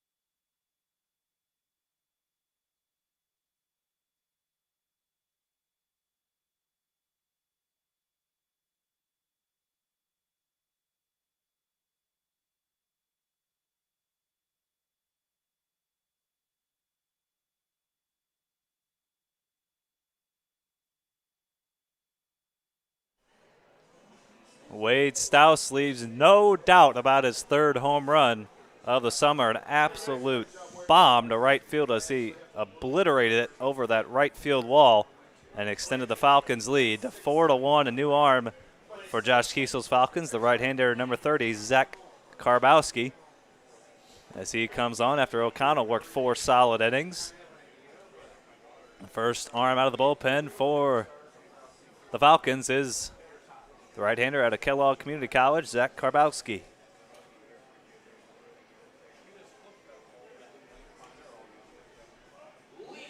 Making his second appearance here in the Carshill Collegiate League. Worked an inning against the Eagles back on last Friday. 1 hit, 1 run, 1 strikeout. So second outing here for Karbowski, and he will work to Luke Lampros to lead things off. Bottom 3 in the Hoots order, Lampros, Pound, and Cusimano, as they try to cut into this 4-1 deficit and try to answer the absolute bomb by Wade Stouse. One of the loudest home runs we've had here in the Carshill Collegiate League. Light tower power from the left-handed swinging Wade Stouse. A couple of pitches before that home run, he had a foul ball that caught his brother Ty behind the plate. And then 2 pitches later, absolutely obliterates a baseball over the right field wall and extends the Falcons' lead to 4-1.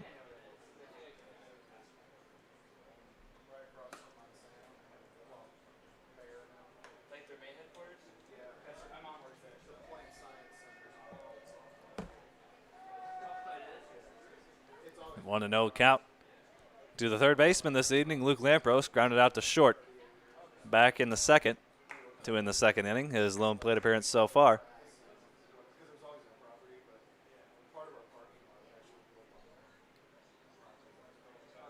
Hoots with 5 hits so far, but just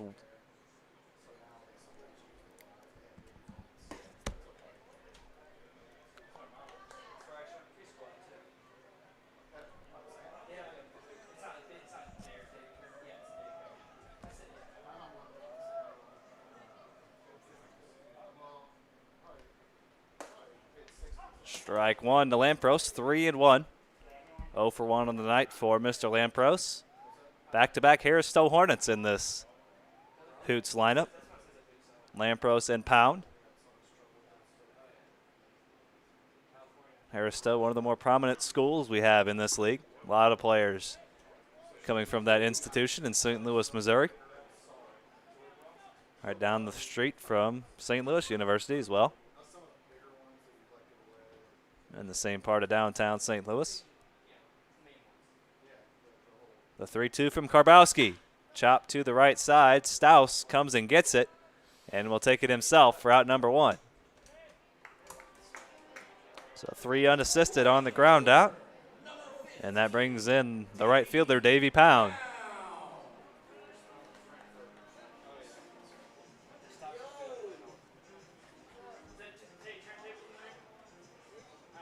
So the final line on O'Connell. 4 innings, 5 hits, 1 run, 4 strikeouts.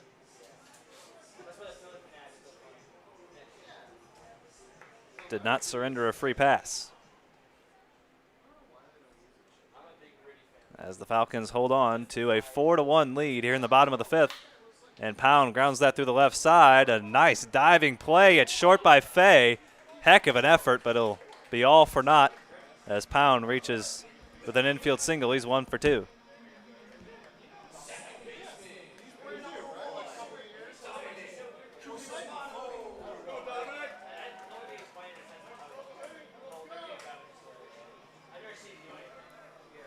So the Hoots trying to mount a rally here in the 5th inning with the bottom of their order, a 1-out infield single for Davey Pound. He's 1 for 2 on the evening, and Dominic Cusimano, who scored the only run for the Hoots, steps in. With a runner on first and 1 away, he tripled down the left field line. Past the diving David Olenek into the left field corner. The head first dive into third. And then scored on the RBI ground out by Evan Martin, which at the time tied the game at 1. Since then, the Falcons 3 unanswered runs.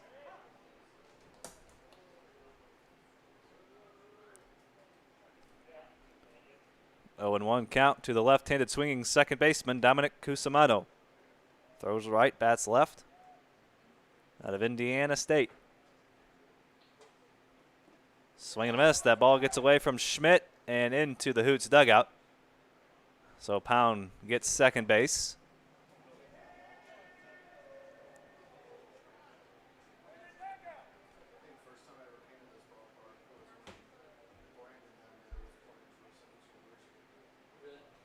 I think they're going to say Cusimano foul tipped that ball.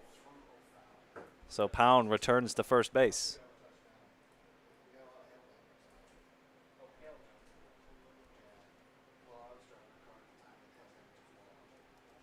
So an 0-2 count. Pound returns to first base. The 0-2 from Karbowski, swing and a miss. Cusimano goes down on 3 pitches. He's now 1 for 2. And back to the top of the order, Evan Martin, 1 for 2 with an RBI. Single to lead off the bottom of the first and grounded out to short to bring in the Hoots' only run. Back in the third, which scored Cusimano. Davey Pound on first with 2 away. Pound an infield single to the left side. A heck of a diving effort by Andrew Fay. But it was all for naught. Pound hustling all the way and gets himself an infield single. And now the top of the order with the speedy center fielder, Evan Martin. He's behind that fastball from Karbowski.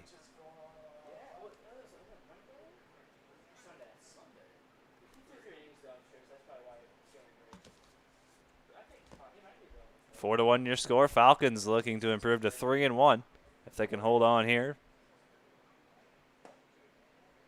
That pitch misses a little up, 1-1 to the center fielder, Martin. As of SIU Carbondale, the Salukis of Southern Illinois University. And he swings and misses. A hot start to his redshirt freshman season, 9 for 21, a double and a home run. Manchester, Missouri native.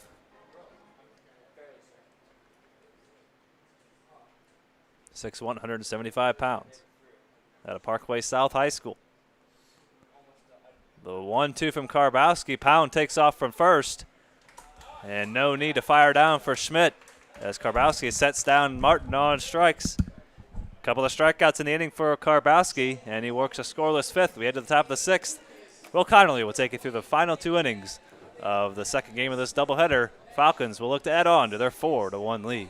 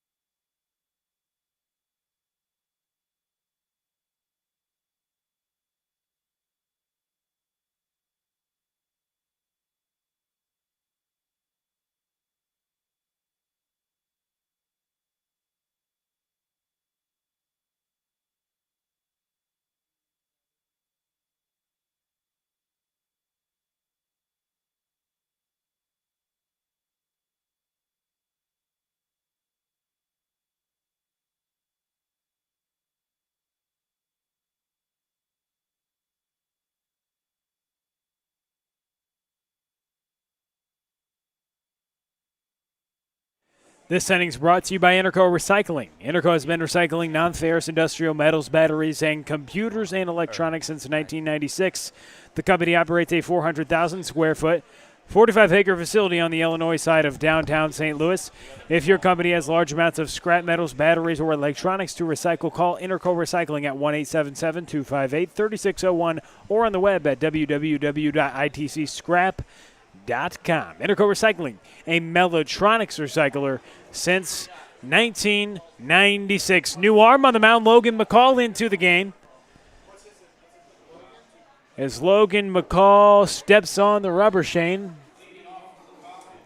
Brother. Takes over for his brother. Yeah. So let's see what the McCalls can do if they can keep this deficit where it is as we start here in the top of the 6th inning. Nice pitch to start things off against the catcher, Austin Schmidt. 6'1", 220, St. Charles, Missouri native, older teammate of brother Carter, who was just on the mound. 58 appearances, started 26 games in 4 seasons for the Harding Bisons. Breaking ball, foul back to the backstop. 0-2 is the count to Austin Schmidt. In 2020, he had a 3.51 ERA in 6 starts now coming out of the pen for Joe Lincoln. Win at least 5 innings in every outing.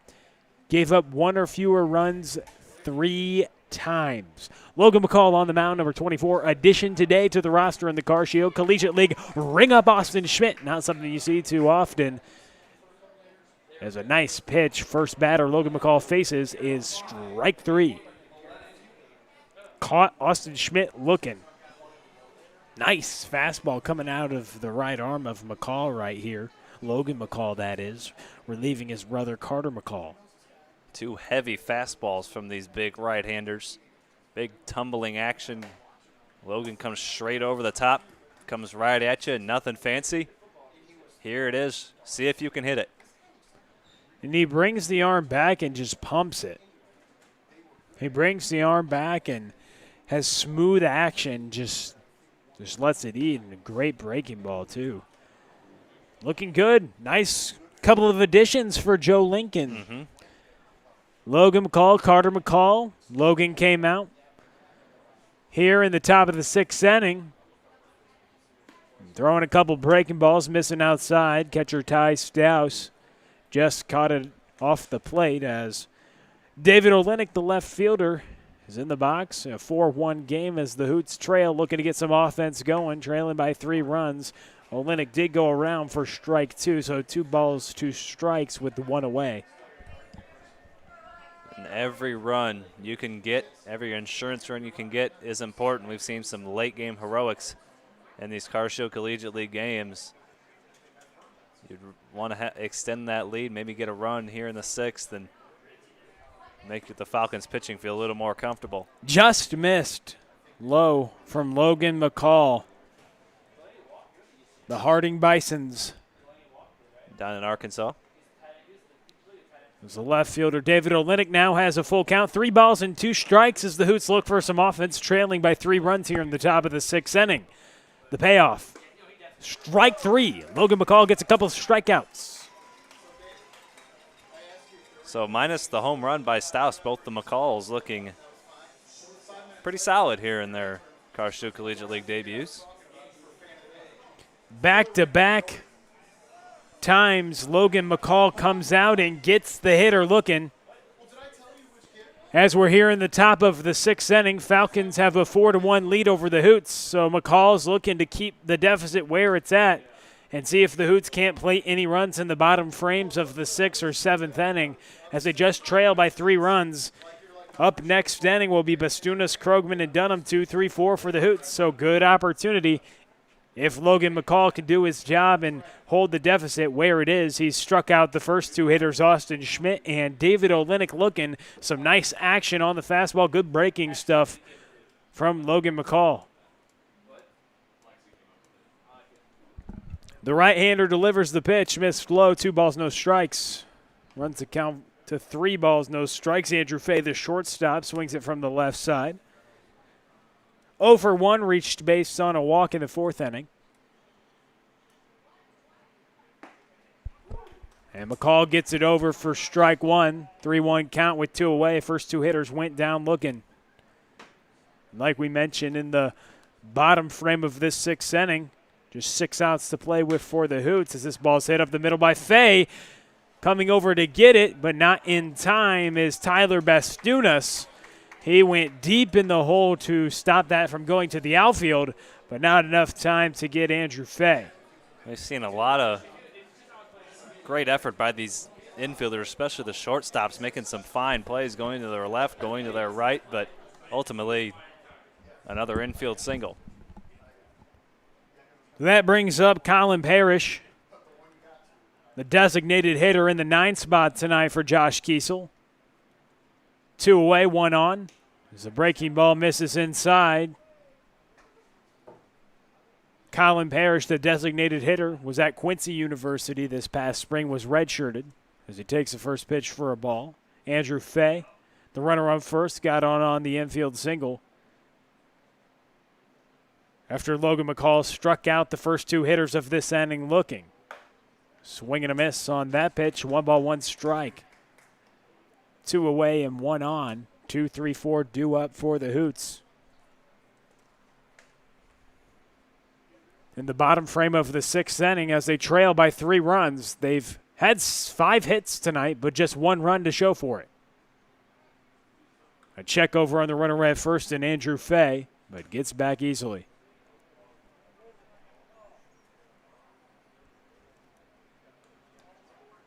The big right-hander, a little stop and play as a ball was down there by the left field line, but the third baseman Lampros gets it out of harm's way. As a 1 ball, 1 strike with 2 away, Andrew Fay, the runner at first base, Colin Parrish, the left-handed designated hitter in the box. McCall delivers the pitch, missed low. So 2 balls and a strike to the designated hitter.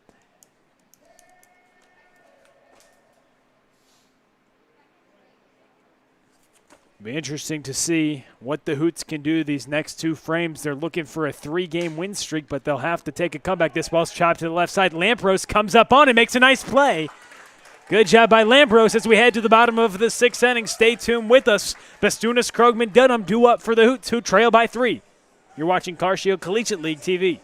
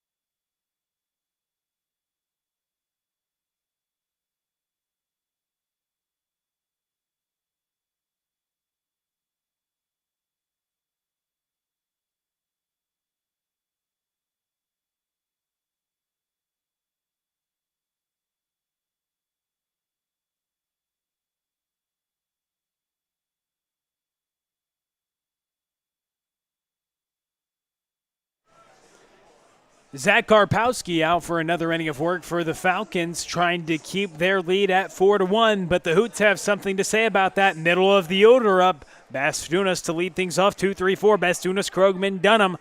Let's see what the Hoots can do in the bottom frame of the 6th inning, trailing by 3 runs, 4-1 the score, as Karpowski on the mound for his 2nd inning of work. And the right-hander trying to hold the lead as the first pitch missed upstairs. Bastunas had a single in the 3rd inning. Up here for his 3rd time tonight in the bottom of the 6th.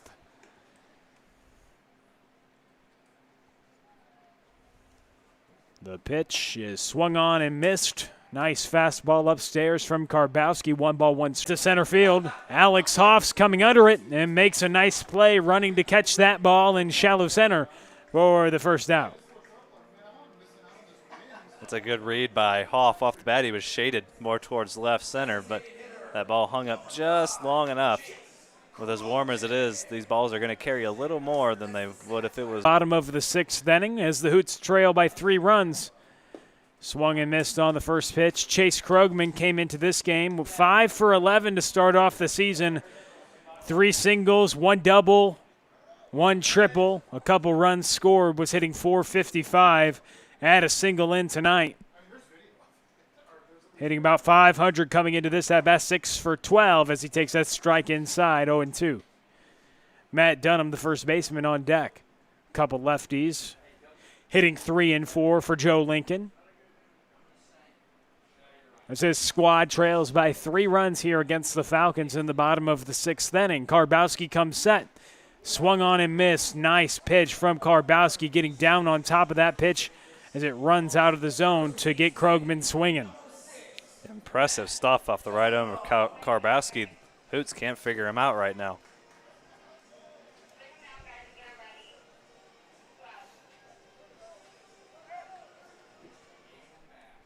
His 3rd strikeout this evening here in his 2nd inning of relief as O'Connell went 4 for the Falcons.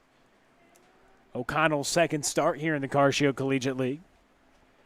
4-1 the score. Dunham comes up, nobody on and 2 outs as he takes the first pitch for a strike.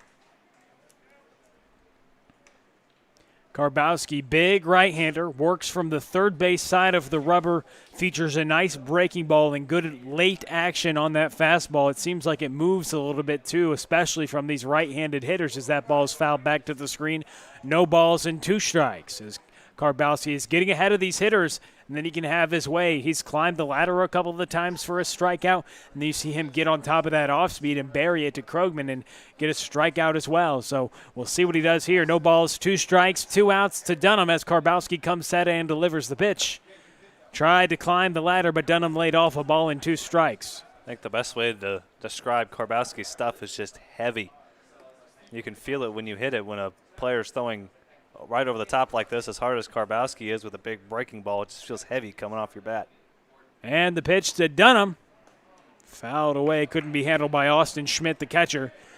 Dunham coming into this game had 3 hits and 11 tries. Has drawn 3 walks, only struck out 5 times.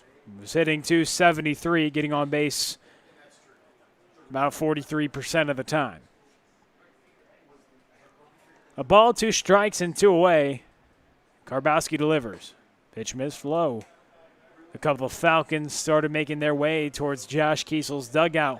They wanted to see that strike called, but missed too low as Dunham lays off, evens the count at 2 balls and 2 strikes. As the big right-hander looks to retire the side in order, and Dunham looks to start a 2-out rally. The pitch missed upstairs.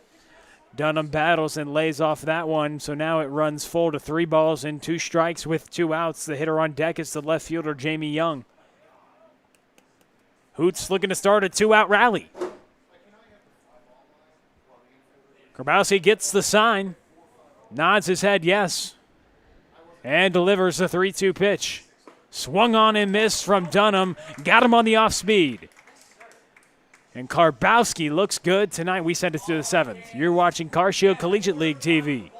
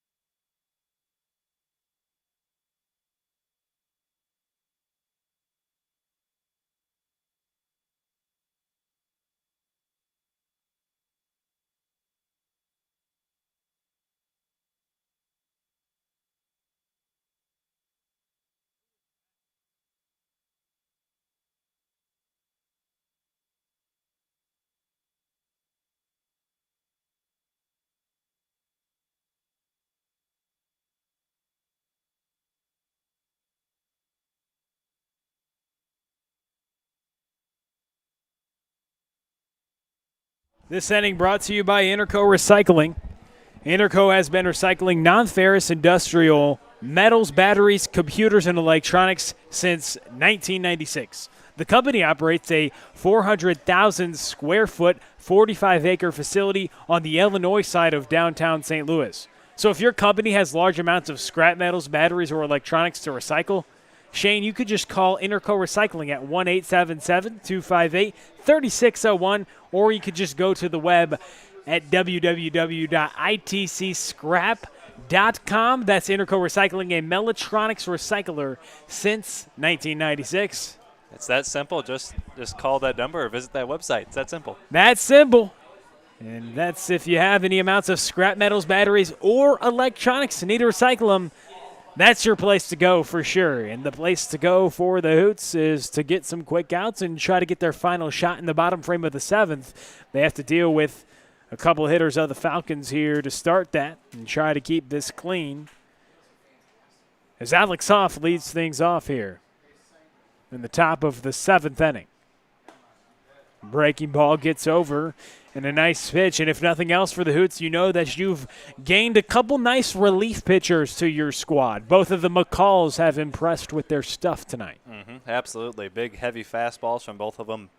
Big arms and a broken bat. Hoff needs a new one. Both these McCalls, big boys, 210 pounds, 220 pounds, 164, 161. They feature some heavy, heavy fastballs and some good breaking balls as well. Both of them have featured both pitches very well here tonight. Carter gave up that one home run, but other than that, was very solid.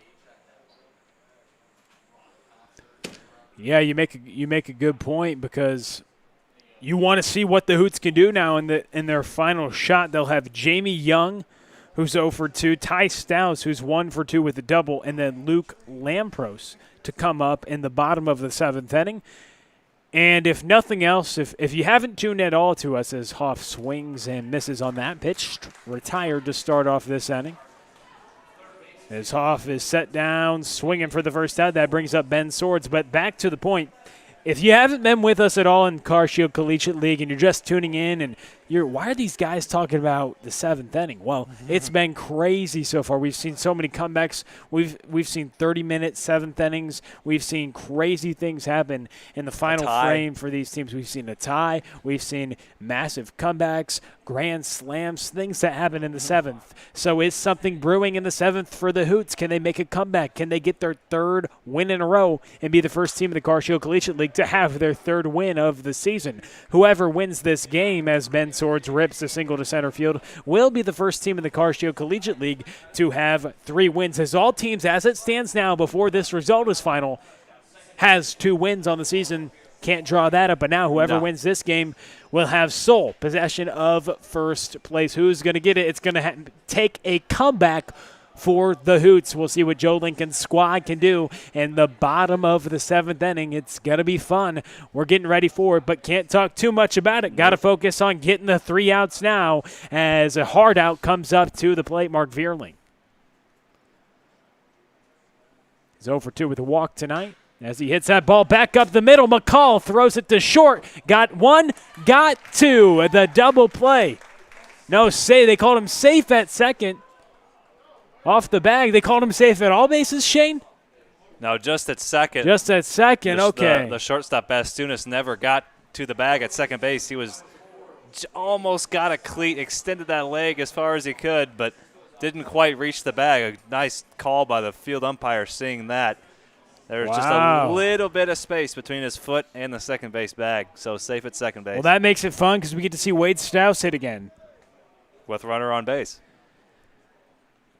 You had me at Stouse with 3 hits, 3 home runs. Light tower power, to say the least, as he hit it way over the big wall in right field.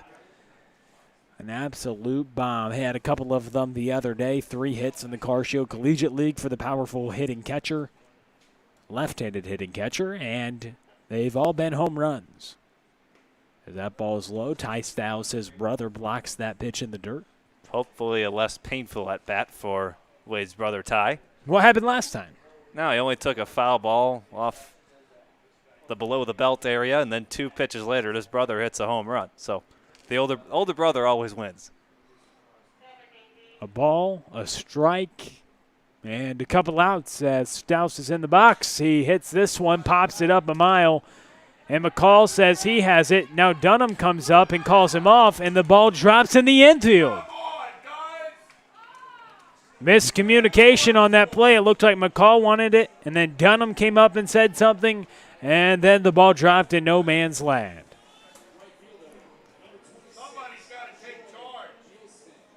That's a rough way to give up a run. Especially when you're down and you're trying to make a comeback.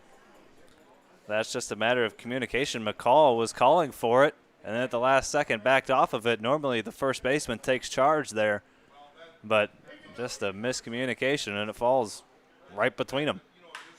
Ball hit to the right side, gets past the first baseman, Dunham, and going from first to third, the throw from Pound is going to be safe as Beal Smith reaches on the single, Shane. That will be a hit. That was a tough play for Dunham at first, and in between hop right under the glove, so base hit for Beal Smith. And we talk about the seventh innings being wild. It's turning out to be wild, but not in favor of the Hoots as Austin Schmidt now comes to the plate. The hottest hitter in O'Fallon right now, the hottest hitter in the Carcio Collegiate League, not somebody you want to face now. Has a couple hits already tonight as it comes to the plate. Hits that ball up the middle, and it's coughed up by Cusimano. So another run will score in the form of Wade Stouse. The E4 allows Schmidt to advance. And runner Beal Smith will go to second, so things falling apart for the Hoots here in the top of the seventh inning. Wheeler's just coming off the wagon. Got to find a way to not let this continue to snowball. Still just one pitch away, but the McCall brothers not getting any help from their defense.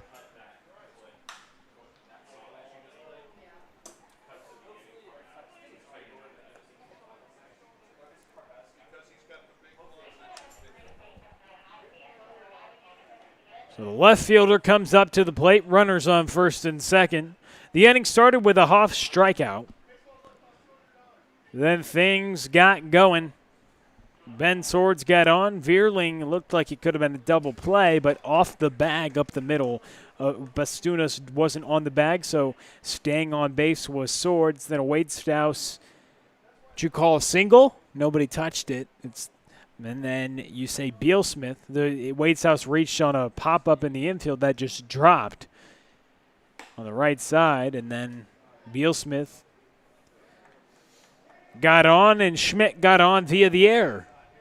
So things falling apart for the Hoots here in the top of the seventh inning. They've already surrendered a couple of runs, and they already trailed 4-1 as they were looking to make some noise in the bottom frame of the seventh and potentially a comeback. And things looking tough. We'll see what they can do off of a nasty pitcher, Karbowski, if they send it back out there. We'll see. But the Hoots trail 6-1. Final chance for the Hoots coming up. You're watching CarShield Collegiate League TV.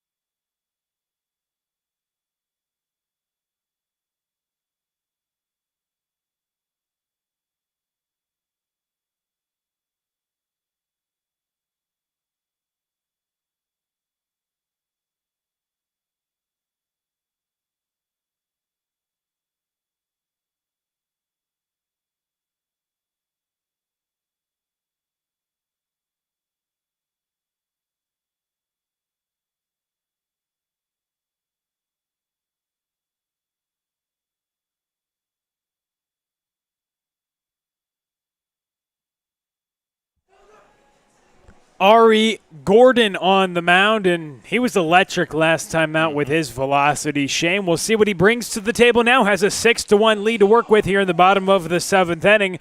So new pitcher Karbowski impressed out of the bullpen tonight. O'Connell started it. Karbowski came in through a couple innings, and now to slam the door shut for the Falcons comes Ari Gordon. Ari Gordon with sitting velocities we saw on Twitter after the game of 94-96 last time out. Isn't that right, Shane? That's correct. And now he comes out here in the bottom of the 7th inning. Jamie Young at the plate 0-for-2 today with a strikeout.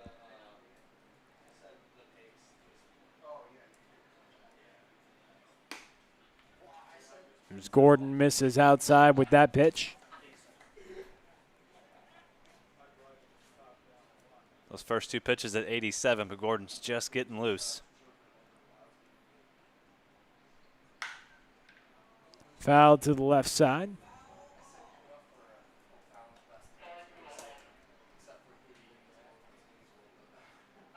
One of the more entertaining pitchers in this league. Very intense out there on the mound. Kind of reminds you of a certain Major League player from this area as well, Max Scherzer.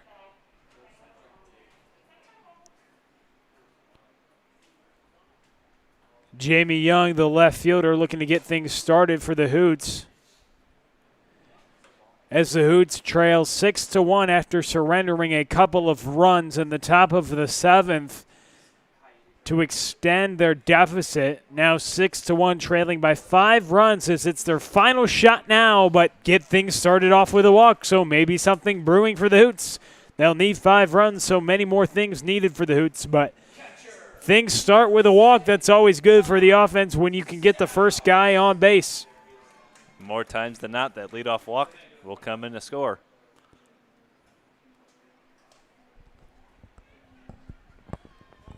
As Gordon comes set. Delivers the pitch up and in, misses to Ty Staus.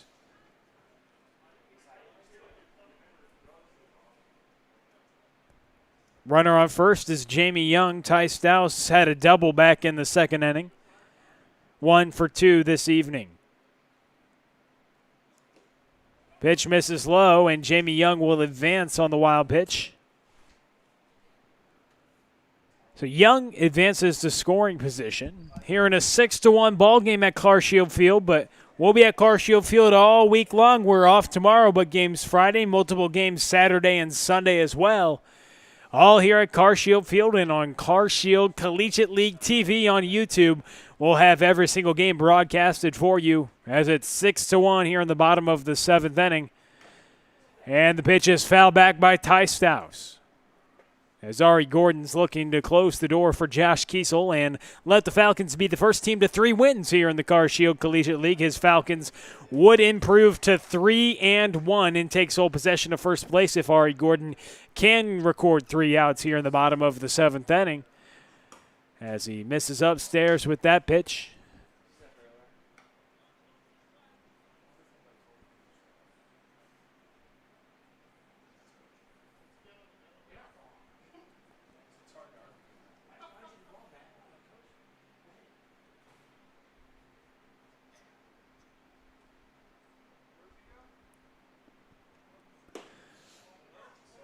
The ball missed low. 2 walks to lead off the bottom of the 7th inning as Ty Staus reaches base via the free pass. Runners on first and second for Luke Lampros. So things might be brewing for the Hoots. They trail 6-1. The 5-run deficit now looking a little smaller as the first 2 runners get on via the free pass. A couple bloops and a blast, and the Hoots are right back in it. Back-to-back walks, never know what can happen. Just take it one batter at a time. One guy gets on base, next guy gets on base. Just keep the line moving. If you're Ari Gordon, you talk to your catcher Austin Schmidt, you recalibrate, and you try to say, okay, need 3 outs. I've got a 6-1 lead. Throw some strikes and try to give your fielders a shot after walking the first 2 hitters of the inning and let your stuff work. You've got good stuff, and if the hitter beats you, that's all right, but don't go down issuing a couple free passes. Let's see if he can hone that electric stuff into the zone. as Lampros is swinging the bat. Breaking ball missed outside. Try to get ahead with the slider, but misses. 1 ball, no strikes with runners on first and second to Luke Lampros, the third baseman.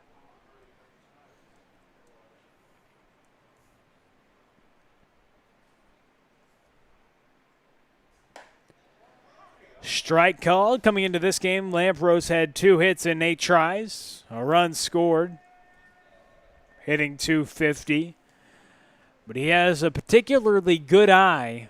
He's drawn 5 walks compared to just 3 strikeouts. That breaking ball misses low. And he's in a hitter's count, 2 balls and a strike to Luke Lampros, the third baseman. Drawn 5 free passes, the most on this Hoots squad so far. And the pitch. Breaking ball misses as Gordon shows some frustration, now going to a 3-ball count for the third consecutive hitter. The first 2 hitters he faced, Jamie Young and Ty Stouse, they both reached via the bases on balls, and now a 3-ball, 1-strike count to Luke Lampros. He's in jeopardy of now walking the first 3 hitters of the inning. And that's ball 4, so the first 3 hitters he faces are walked. And the bases are absolutely juiced for Davy Pound. What's going to happen here? We've got a parliament on the base pass, a group of Owls. But nonetheless, more importantly, that 5-run deficit, you think the on-deck circle is the tying run now, Shane? Like I said, just keep the line moving. If you're Ari Gordon, you have a 5-run lead, but you can't let this snowball out of control. You can put up 5 runs in the last inning. It's been done before. This is baseball. We've seen plenty of baseball in our lives to know anything can happen. There's no time limit, no quarters, no periods, nothing. It's not complete until normally you get 27 outs. Here at 21, still got to get 3 more outs, and until that final out is made, the other team has a chance. No doubt, and you stay in the moment. You take it 1 pitch at a time. That's why we love the game. No time. The only time is, like you said, that final out. We're signifying the end of the game, and you stay in the moment in baseball, and that's what Ari Gordon will try to do now. Forget that you've walked those guys, try to hone it back in. And for the Hoots, they'll try to start a rally as a big, healthy hack by Davy Pound, swing and a miss, no balls and a strike. And for Davy Pound, you can't hit a 5-run homer, so you just got to find a way to get on base. A homer, if you hit a grand slam here, you're still down. So just try to find a way to get on base and keep the line moving. A strike called, so 0-2 is the count. Gordon getting ahead after walking the first 3 hitters of this inning. He finds himself with the bases loaded against Davy Pound in an 0-2 advantage.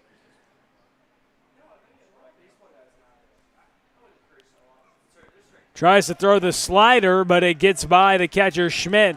And coming home is Jamie Young, so the Hoots plate 1 run here in the bottom of the 7th. But they still need 4 more to equalize the game. Ty Stouse advances to third. Luke Lampros goes to second. So now an open base for Davy Pound, but a 1-2 count as Gordon got ahead 0-2, but spiked the slider.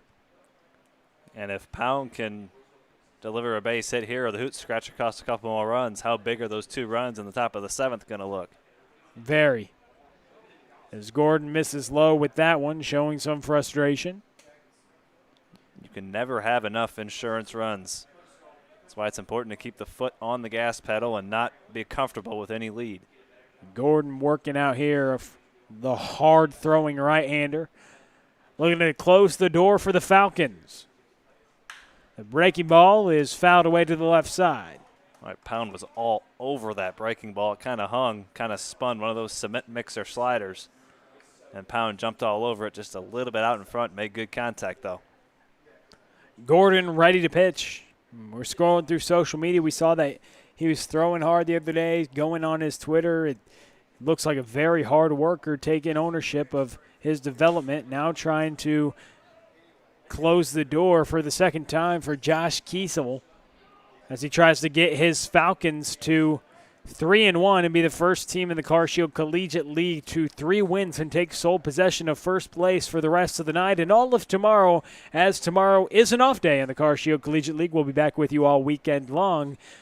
But the Hoots looking to have a happy off day if they can make a comeback. A swing and a miss by Pound, so one down with runners on second and third to bring up Dominic Cusimano. And it's important for Gordon right now. Keep that tying run in the on-deck circle. The hitter at the plate can't tie it up. So just take it one at a time. He's got 2 more to go. Still with a 4-run lead, but you surrender any more base runners, and you're going to bring the tying run to the plate. The left-handed hitting second baseman, Dominic Cusimano. Ball's missed low. Ty Stouse thought about going as the ball scooted away from Schmidt, but he doesn't. And with a 4-run deficit, no need to take a chance there with 1 out. If there's 2 outs, I can maybe see taking a risk. But when you're down 4, you don't want to risk being thrown out at the plate down 4 runs. Cusimano tripled back in the third. Struck out in the 5th. Ball missed low. Schmidt saves a run. That's a heck of a block. And it's so tough to block a fastball. Definitely a spiked fastball. And then you add into it the hard velocity, the upper 80s, low 90s action of Gordon. And he's able to block it, but 2 balls and no strikes is the count to the lefty, Dominic Cusimano. All these Division I athletes, these professional athletes make that look so easy. Cannot stress enough how hard it is to block a fastball like that. And the pitch missed inside, so 3 balls and no strikes. Not sure that pitch missed or if Gordon just missed his spot. That looked awfully good. Dominic Cusimano, 3 balls, no strikes. He takes that one right down Broadway for strike 1, so 3 balls and a strike with 1 away. Runners on second and third. To Dominic Cusimano, son of Frank Cusimano, sportscaster here in St. Louis. As Ari Gordon delivers the pitch, ball missed low, and Dominic will reach base, so the base is juiced again. Big opportunity here as things get a little interesting. Evan Martin coming to the plate, tying run at the dish. It's the 7th inning, I'm telling you. Baseball's already a crazy game. But these 7th innings are... But then you add in the year 2020, you add in the Car Shield Collegiate League, and things get wild here in the 7th inning in the Car Shield Collegiate League. A couple runs scored by the Falcons in the top of the 7th. The Hoots have already scored 1 here in the bottom of the 7th, and they're looking for more as they trail 6-2. Bases juiced. It's a parliament for the Hoots. Meaning the bases are full of Hoots, a group of houses, a parliament, but nonetheless, Evan Martin looking to tie the game, representing the tying run. That ball scoots away from Schmidt, and Ty Stouse will come around to score. So things that fell apart for the Hoots in the top of the 7th, things falling apart for the Falcons in the bottom of the 7th. And without those 2 runs in the top of the 7th, this would only be a 1-run lead for the Falcons. The winning run would be on base instead, still a tying run at the plate. So those 2 insurance runs, humongous in the top of the 7th. Opportunity for Martin to park a ball, 2 balls and no strikes. Great hitters count as Gordon comes set. He takes that pitch as it misses upstairs, as it seems like the zone has tightened a little bit. Now, when you're not showing great command, the home plate umpire is less likely to give you those borderline strike calls.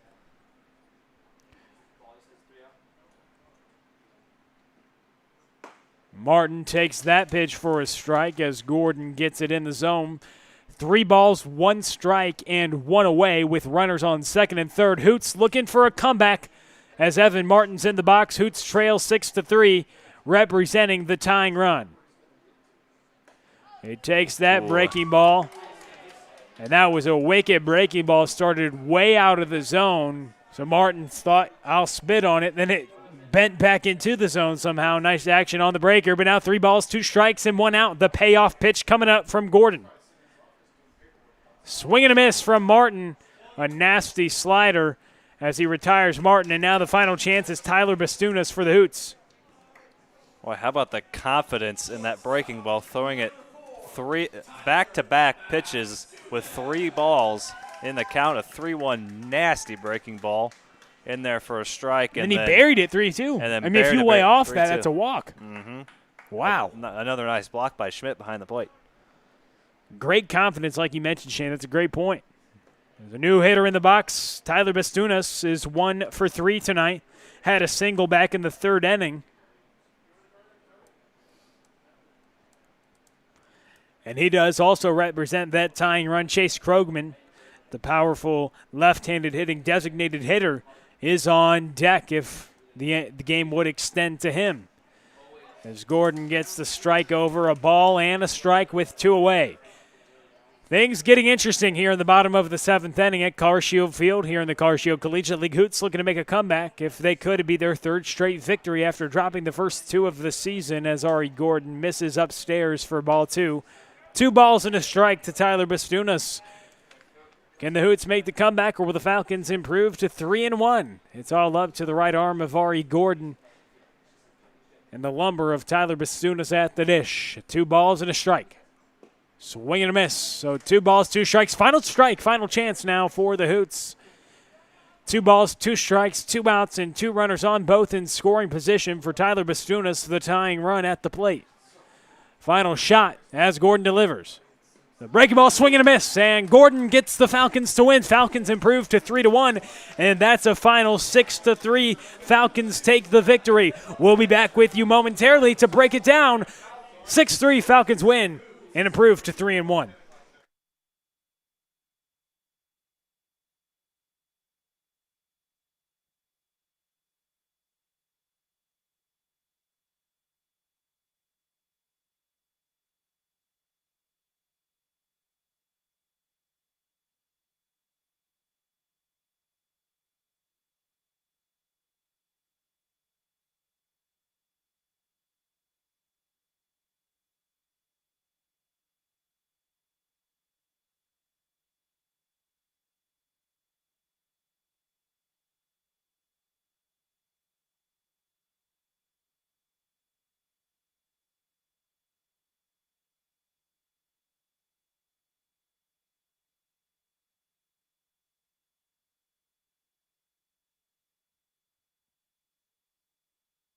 That's a final here from CarShield Field. 6-3 Falcons win. Falcons improve to 3-1. First team to get to 3 wins. All top of the standings, Josh Kiesel's squad, and we knew they were a good squad coming in and got some great arms. Ari Gordon closing it out for another time. He made things a teeny bit interesting there in that final frame, but it's a final 6-3 Falcons win. Hoots, after driving the first 2 games of the season, they won a couple but dropped this one, fall to 2-3. Falcons, Eagles, Hoots, Corn Belters on Friday, and fireworks. So you got to come out to CarShield Field. Off day tomorrow, but then we got a couple games Friday. You can come out to CarShield Field, see some fireworks, and it'll be a great time. So CarShield Field Friday night. Back at it with Shane Holsey. For Charlie Bornoff and Shane Holsey, I'm Will Connerly. That's so long and farewell from CarShield Field.